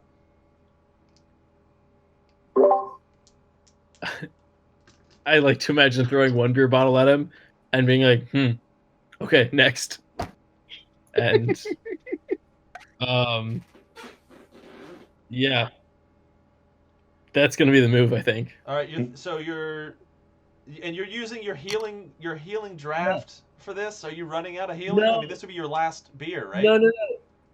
No, the last one I threw was the stout. You said when we filled up the stout didn't help us heal at all because we got a little too drunk off it. Oh, okay. No, that's fine. I thought that- Fiddle yeah, had that all little 3 of those bottles, stout. but Oh, I figured we just had them.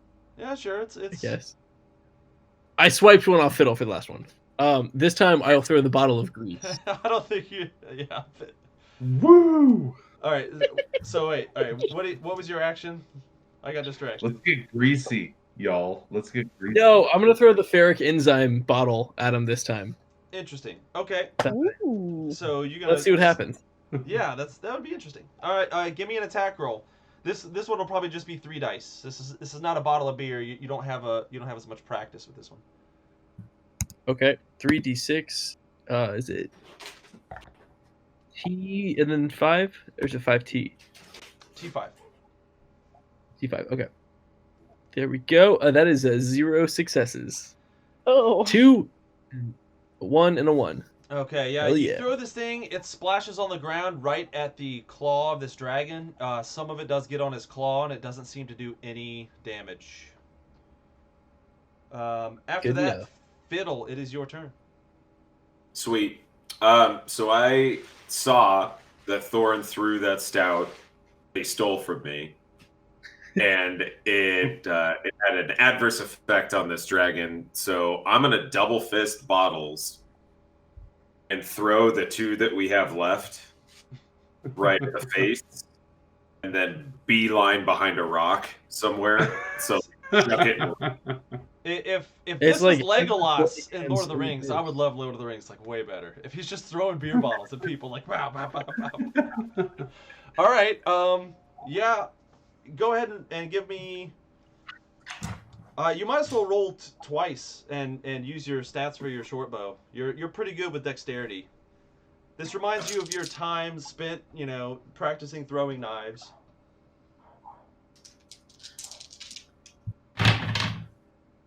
Okay, 2 successes on the first one, and 1 success on the second. All right, yeah, both of them hit him. One in the wing and one in the shoulder, and you can see like light motes of steam coming up from where this ancient dwarven beer is kind of landing on the skin of this dragon. Reckon his day. And then you're going to go jump behind a rock at this point. I'm hiding. That sounds good. Felwyn. Oh no, wait a minute. Before Felwyn, I take that back. It is the ancient dragon's turn. Several things I could do, but man, he is pissed at Thorin. This is an ancient grudge too. So, the first thing he's gonna do is attack you with his claws. That's 1 hit, Thorin. Okay.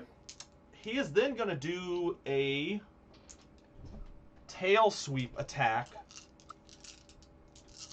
This is going to go at Thorin and Felwyn. Actually, it's going to hit everyone to beat Fiddle. So this is a 6-die attack, just sweeping the entire room with his tail. So it looks like that's 2 4s, a 5, and a 6. Wow, I just got hit by all of those. I only got hit by 1. Well, my AC is only 3. Yeah, so I think that means 4 damage to Felwyn, 2 to Kojor, and 1 to Thorin, right? If I'm doing my math right? Yeah. Sounds right. I'm at 8. Felwyn needs a beer badly. Red Wizard needs food badly. Yeah. Or whatever. I'm really enjoying how simple these game mechanics are at this point. Dude, they're super great. Actually, I love it too. Yeah, I'm glad you guys like them. They're better when you're like 2 or 3 hours into drinking and you just like I can count to 6. That's They're great. It reminds me of DCC kind of. I don't know how nerdy you guys are. Oh yeah.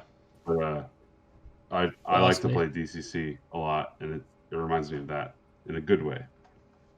It's the D&D you remember, but not the D&D that actually existed, right? Does that mean it's the Berenstain Bears effect of D&D's, the Mandela effect? Kinda. All right, Felwyn, it's your turn. Jesus, man, I don't even know what to do anymore. I mean, you're in a dungeon. There's a dragon. Oh yeah. I gotta attack the dragon in some way. There's plenty of stuff floating around, but yeah. Yeah. Do whatever you want. I have a plan, but it's gonna take me like 2 turns to really accomplish. and I want to grease up the dragon's jaw. I just want to blast a glob of grease into the dragon's, like, into his lower jaw. Okay. So you're gonna wait for him to open his mouth, presumably to like do a bite attack Yeah. or something, and then you're just gonna grease him. Sure. And I'm just gonna grease him. So like there's a large chunk of him that's just like coated with grease. Okay. That's Yeah. it. Wouldn't it be I mean, that's what I want to do. I don't know. I feel like if I'm asking for more than that, it's too much. But that's just me. Okay. And you're the DM, so Lauren's just watching that, thinking about how good that grease tastes, and I'm like, "You're feeding him? no man. I have a Bro, plan. He- I have a he's- Wow, plan. use that on. Don't waste that good. He's gonna have to go to the bathroom That's immediately. true.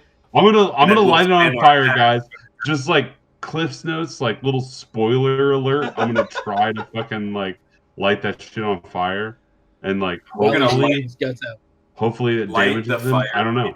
Who knows? On fire. He's also a dragon, so like I don't know if it'll Well, work.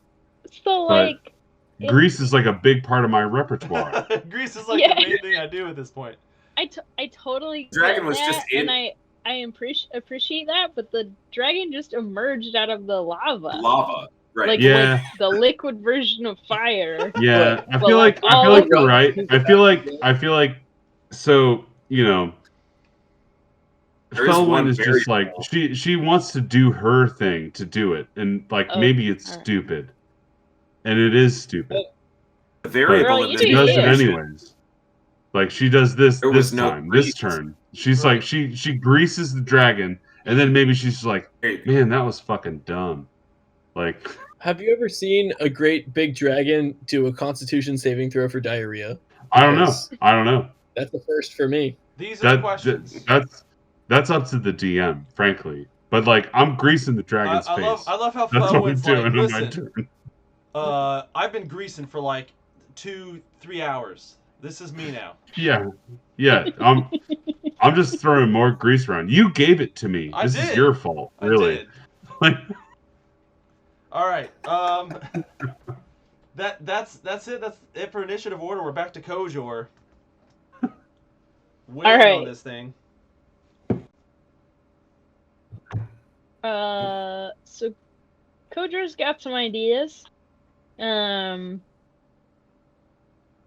So on our left side, there's a staircase and a stone door.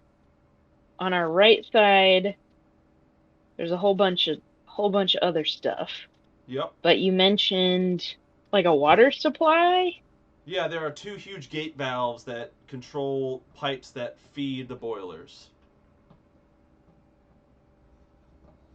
Okay. Can I make it over to those feed valves and try to like wrench one of those pipes off so that it's like broken and open? You sure can?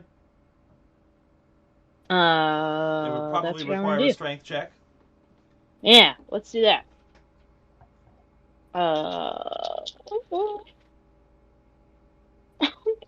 That's 0 successes. Yeah, So I'm working on it. you sure can't. Yeah, there's some nice dwarven craftsmanship on these things, even though they're old. So you're working on it. I'm working on it. Okay. We're gonna dip into it's Thorin's turn. Okay. Enzyme bottle didn't work. I'm gonna just go for the face with my mace. Attacking with the mace. Go for it. Whoa. 4d6 T5.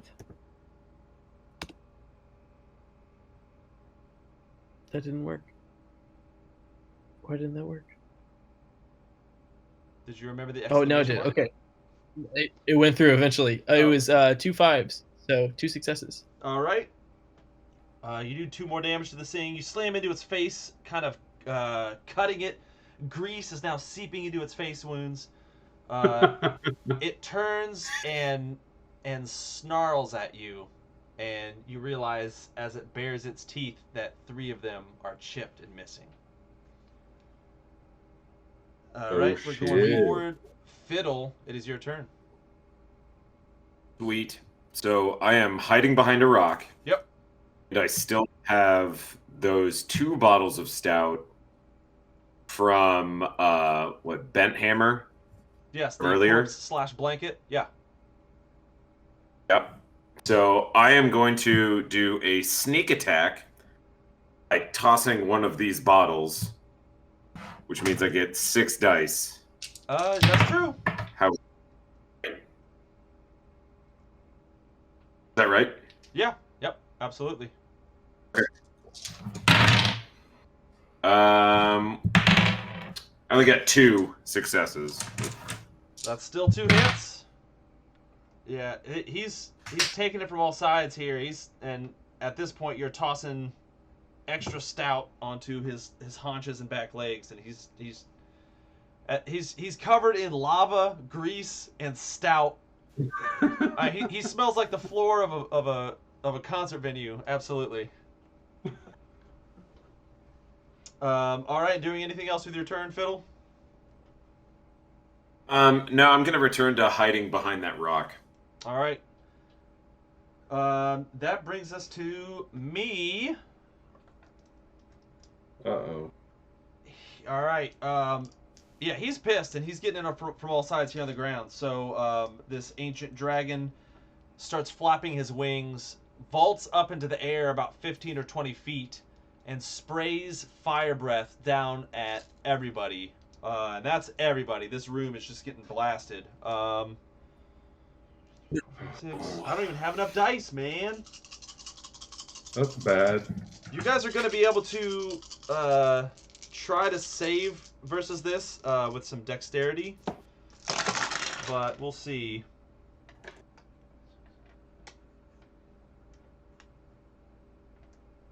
Alright, so... Oh, my dice lost all their good mojo. Okay, so... I've got 2 6s, a 5, a 4, and a 3. So... Look at your armor class, ask yourself how many of those are hits, and you can roll a dexterity save. Any dexterity success that you get will negate one of these hits. Is that Yeah, 3 just die? For most people, I think everyone but Fiddle is 3 dice. Jesus. I save against 1. Alright, so that means you take the other 4, Felwyn? I'm at 4 HP, y'all. Cool. Total. Just throwing that out there. Alright, Fiddle, saved do you want to take any damage? I took 4, but I just saved 1. So Alright. 3 total damage. Kojor, I think you had 3 damage coming at you. Did you block against any of it? Nope. I was too busy trying to make a water cannon. Nice. And then Thorin, did you get hit? Like I of took those 2 were damage. sixes. I saved against 1. All right. Cool. Yeah, this guy's flying up in the air now, and we are up to Felwyn. Felwyn's your turn.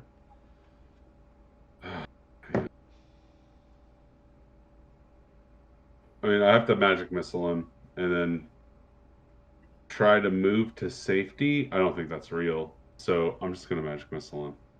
There is no place that's safe. So he's only 1 target, so I only get 1 roll, right? Correct. Okay. But that's still better than my trying to thwack him with my staff. 2 successes. Nice. Yep. That's 2 more damage. He's That's it. looking a little rough. He's getting pretty close to half health here. Shit. At this point, likely trying to say something derogatory about your spell casting, the dragon opens his mouth and What does it say? fire from his fire breath attack crawls up onto his face where the grease is and starts to burn that side of his face, and he just gets distracted. it just fucks up his next attack just a little bit. He's just like, what just happened? Good. I'm glad that No one happened. likes the grease. We're back to the top of initiative order. I think I gotta say it's 9 o'clock. I just want to make sure you guys are good going into overtime on this. This is the boss battle, so if anybody has to go, feel free to let me know. But if you guys are good, we're gonna keep going. Let's do it. Sweet, yeah, I appreciate it. And we're starting off with Kojor. We gotta kick some dragon butt. I'm gonna attempt another strength roll and see if I can't break this pipe. Do it. Let's see. That's 1 success Out of 6. out of 6. 1 success is a success. Yeah, you're able to snap a coupler free, and as you do, it bends the gate valve itself. You see a bolt fly loose behind your head, and a violent spray of water come from behind you before the gate valve, arcing straight up through the air and just blasting this dragon with fresh cold water. He's taken, let's see here. Roll 3d6 for me, Kojor, if you will. All right. And add all the numbers together and let me know what it is. 5, 6, 7, 8, 9. He takes 9 damage from this attack. At this point, he's just covered in strange liquids and goos, and he is not having a good day. That puts him well under half health, and you can see parts of his flesh start dripping off as they're just kind of like reacting to this water. He's taken to it like an Arrakis sandworm. He's not happy about it. And that brings us to Thorin. You're next. Okay. I'm gonna go for his teeth this time. I saw those shattered teeth. You're trying to knew that replay namesake. history here. I love it. I'm trying to just make history more repeatable, if anything. Yeah, go ahead and give me a roll. Roll 4d6. 55. That's a 1 success. 1 success. All right. You're able to smack him in the face again. I would say with 1 success, you could probably chip another tooth. A piece of it flies out and lands somewhere in the grounds, and he lets out a loud roar as he dips into what looks like the single digits of hit points here. I chuckle a little bit. I'm just like, officially, I have a better smile than he does. That makes me a little bit better about myself. That was the real reason why you did that. It was just a morale booster for you. It was, It was really vain, but I'm cool with it. Yeah, we have a good, well-rounded D&D group here. We got the halfling locksmith and we got a dwarven dentist, so we're pretty golden here. We got a greasomancer. It's Yeah. Hell yeah. Grease it up. You fix it, we All break of it. Greasy. All right, Keep it greasy. Fiddle, it is your turn. Sweet. So I see the dragon open its mouth, realize I still have 1 more bottle of the stout, and I also have a short bow. So my thought is to pour some of the stout on the tips of an arrow and try to launch it into the mouth of the dragon while it is screaming. All right. And can we still call that a sneak attack because I am still technically hiding? Oh, he knows you're Or did there. that kind of go away? With the damage from last round, I think he knows So you're it's there. not. So this will be a Okay, regular cool. attack, but it could do some interesting area-specific damage if you get any hits. 1 hit. 1. All right. It's only 1 damage to him, but it's enough. You're able to get this stout-tipped arrow straight into his throat,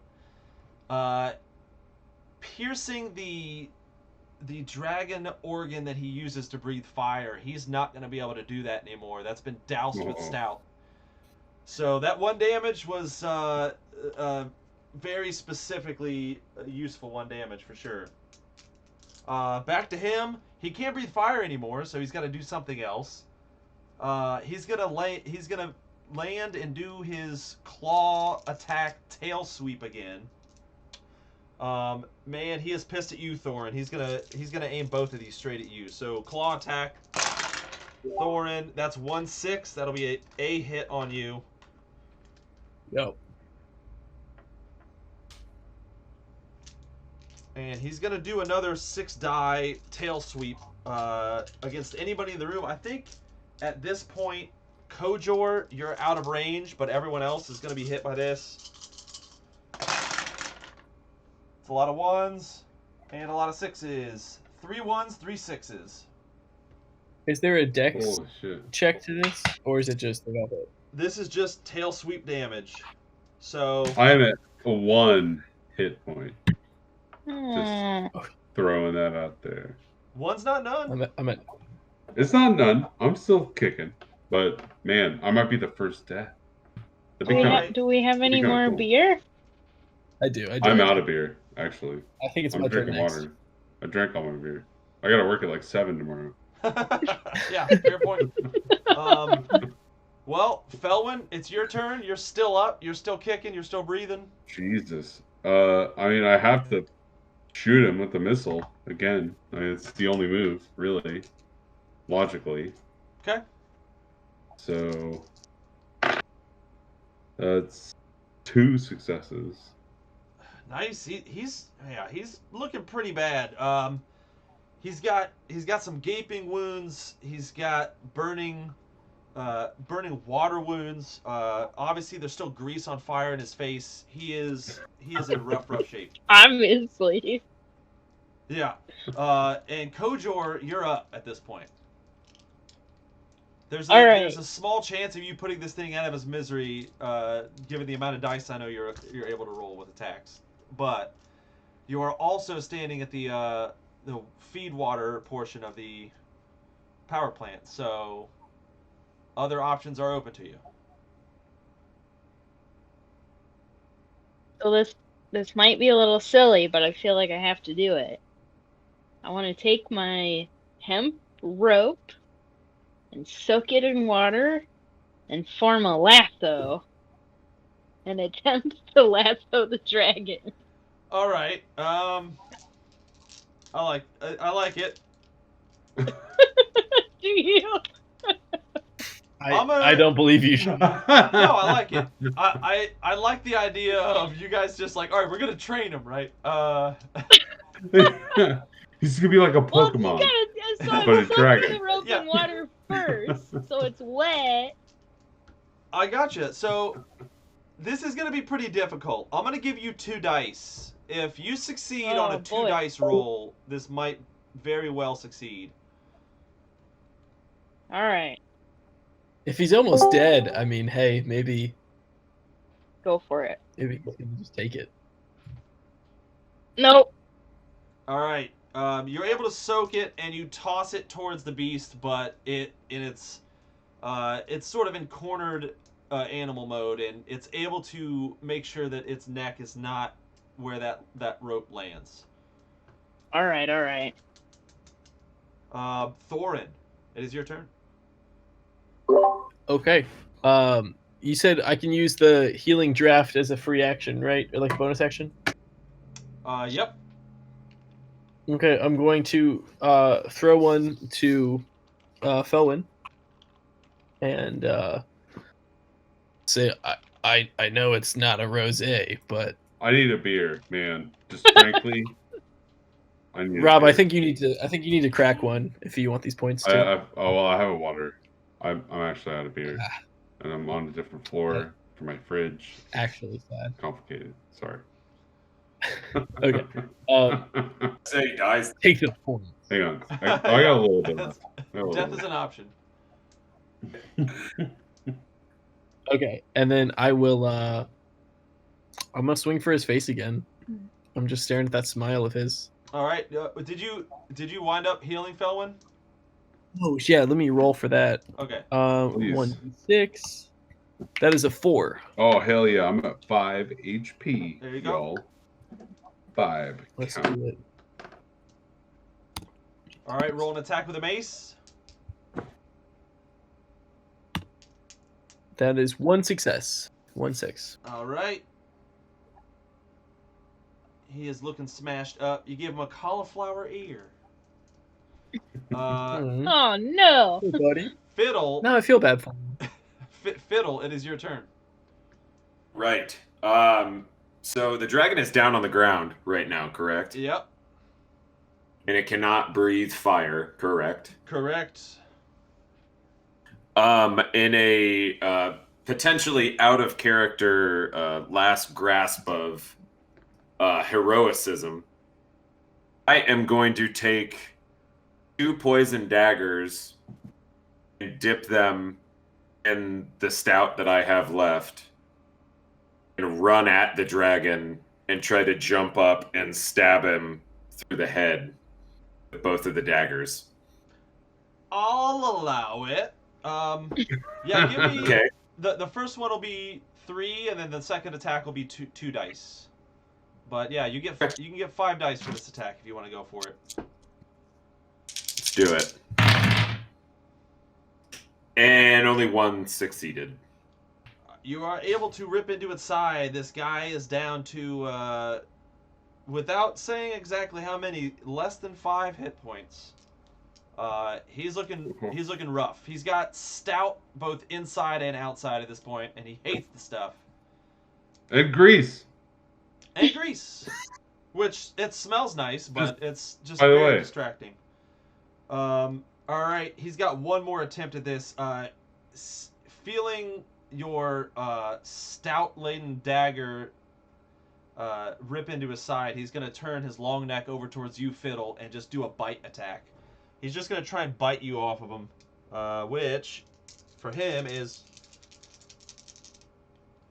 It is a 5 dice attack, but honestly, Thorin broke one of his teeth, so I'm going to say 4 dice here. He's got less bites. That is a 1, a 2, a 4, and a 5, which I believe is 2 hits at you. 2 hits. Man, that's all this guy can do during his turn. Felwyn, it's you. Oh my god, magic missile all day. All right, roll it. It's fuck. It's what I do. That's 1 success. Okay. As he turns his neck around to bite Fiddle, you blast him right in the neck and open just a gaping wound. You can see pus and weird chemicals start seeping out of it, and he lets out another roar. Ooh. And we're Brody. back to Kojor. All right. Well, so I know I'm kind of off to the side. Can I reach the dragon if I'm trying to do a melee attack? You certainly can. All right. Well, as much as I wanted to make my lasso dreams a reality, I guess I'll go in with everything I got. So I'll roll 4 for the hand axe and 3 for the hatchet. Yep.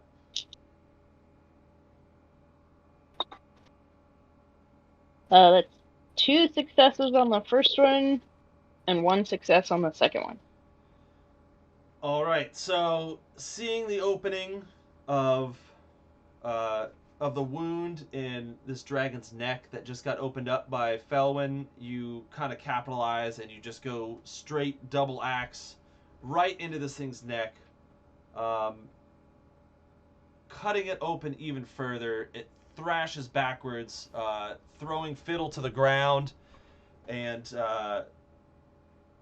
just stomping on the ground, knocking some boulders loose from the ceiling that start to fall. That was a killing blow. He falls backwards into the lava, whipping his tail around, taking every last kobold with him. As they scream and burn and sink down with what was essentially their god. They are, I don't know. Maybe they're happy, maybe they're not. One thing's true, they're not anymore. So, yeah, you guys, the dragon is vanquished. You guys have free reign in this room. Is there anybody who wants to do anything in this room? Can I investigate the room? What are you investigating? The room. Yeah, well, give me a roll. All right.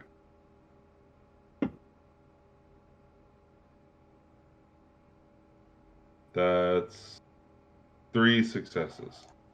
All right. So, yeah, you would be able to see a couple of things. The power plant is fixable. You just need to find a way to relight the pilot lights. And you're going to have to crawl up to the distribution lever and pick where the power is going. As the dwarves described, since one of the boilers is done, there's only enough power for either the stout dwarves or the golden dwarves. Outside of that, with your 3 That's an easy successes... choice. What was that? I said that's a no-brainer. Which dwarves we pick? Outside of that, it looks like the staircase leading up is probably your best bet for getting out of here. I'm going. I have 5 HP, you guys. I'm like almost dead. Dying, bleeding. I'm rough, man. Well, rough you're getting out here. cheered on from the people in the Twitch chat. They're calling you dragon killers at this point, which is... Oh, that's good. Hail That's the dragon good. killers. We did kill a dragon. I mean, we did that. We just did that. But we gotta live. We gotta get out of here alive. That's really matter. I can relight that pilot light with one of my torches. Awesome. Hell yeah. So I'm gonna do that. Yep. Plenty of sources of fire around. I mean, there's a lava pit. I've got pyrotechnics too to spell. If Spoiled you for would choice. rather use that than the lava pit, like whatevs. Yeah. All right, so the big question is, where are you guys going to send the steam power? I say, you ever had a stout without base malt? You ever had a beer without specialty malt? I mean, I can't I like argue with wine. that too hard. I like wine. All right, so that's 1 vote for Golden Dwarves, 1 abstaining. It's like gonna 1.5 votes for Golden Dwarves. I'm gonna vote Golden Dwarves because I'm still upset about how the Stout Dwarves treated me and asking for bug repellent. Yeah. And There you go. on top of this, I think we just found a secret stash of stout that should last them at least a while. Yeah, they'll be fine. That's the good barrel aged stuff. It's a solid point. It's a solid point. All right. Well, yeah, you guys are able to get the boilers back up and running. You guys are able to divert the steam power, which is now chugging away up to the surface in the millworks. I'm sure both Odd and Bryce will be happy about that. Anything else in this room before we head up towards the epilogue of today's adventure? Oh, I'm stealing that tooth I knocked out. And there was a bizarre item that the kobolds were like doing a ritual around. Can I investigate that item? It looks like whatever was sitting on that altar got crushed and It's gone? sunk All right. into the lava. An interesting Tight. attempt. It may have survived, but it's going to be down in the bottom of a lava pit at this point. Eh. And then Thorin, you can go ahead and add a dragon fang to your inventory. It's proof, that it's not just a story. Then I think I'm good. I'll head for the door. All right. You guys head for the staircase. climbing in silence for several minutes, straining against the fatigue in your limbs, clearing away stinging sweat from your eyes.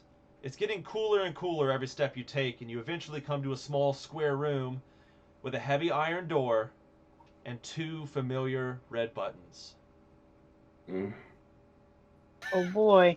Fiddle's double fisting it here, so yeah, both buttons get pressed. After some loud scraping of what is surely the giant statues kind of getting past each other and clearing the blockage, you start to hear the familiar sound of the scraping of the floor turners, kind of broken up with some extremely loud squishes and splats and pops. These things are quite literally cleaning house. Yeah, by the time they're done with their cycle, you can open up this door onto the germination floor, and yeah, it is free of bugs. Not free of bugs Hit the stuff, button but free of living bugs. Just to make sure. What were you doing? Said I'll hit the buttons again just to make sure that it is free of bugs. Oh, absolutely. This time, the giant shovels kind of start to move all of the yellow goop into a straight line trench in the middle of the room, and yeah, there's nothing left alive in here, including Beautiful. Bent Hammer.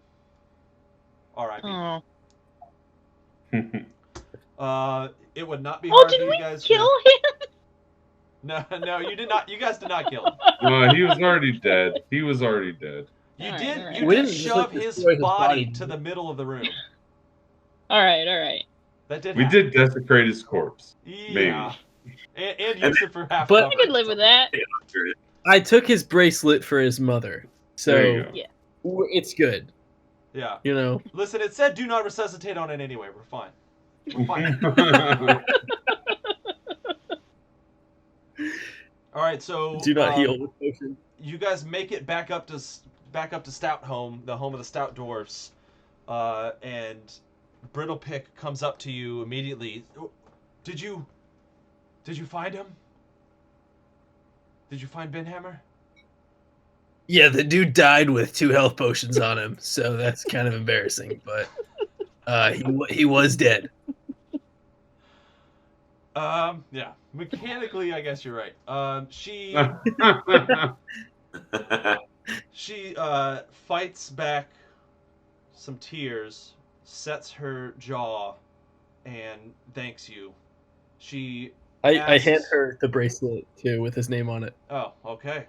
She looks at it, and the tears just start coming down her face. She says, I thank you for this service.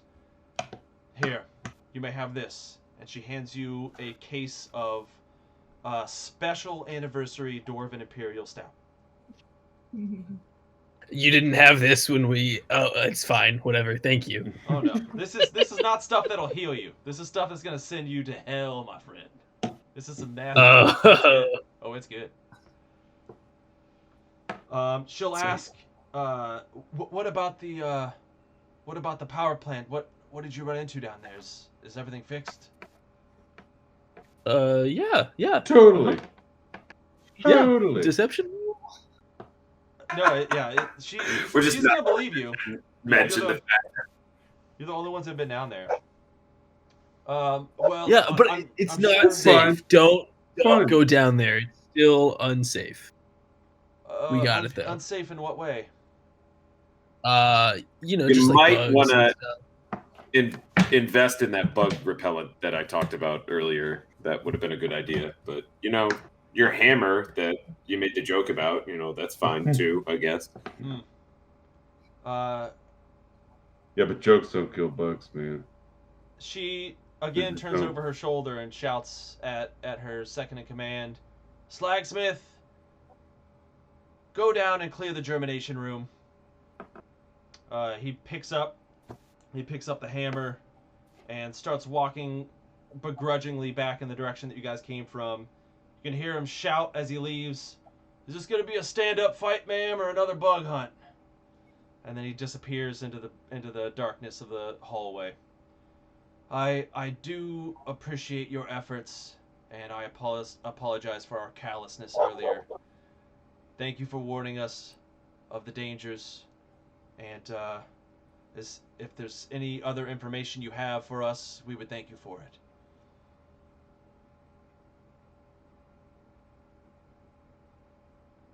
There was a dragon. It's not there anymore, though. It might be there, but it's dead. A dragon. You should probably worship us like you did the dude who like defended you from the dragon. But we actually killed the dragon, so it won't be coming back this time. And then I hand her the tooth. Yeah, she looks at you very suspiciously until you hand her that tooth, at which point her eyes go wide and she says, I don't know what to make of this. Then I go, Ale Forge out, and I crack the stout and start chugging. If this is true, you will certainly be heralded as heroes for ages to come. This may be the greatest thing that has happened in these mountains for thousands of years. You should go. Cheers. You should go talk to Odd. I'm sure he'd be interested in hearing of your success as well.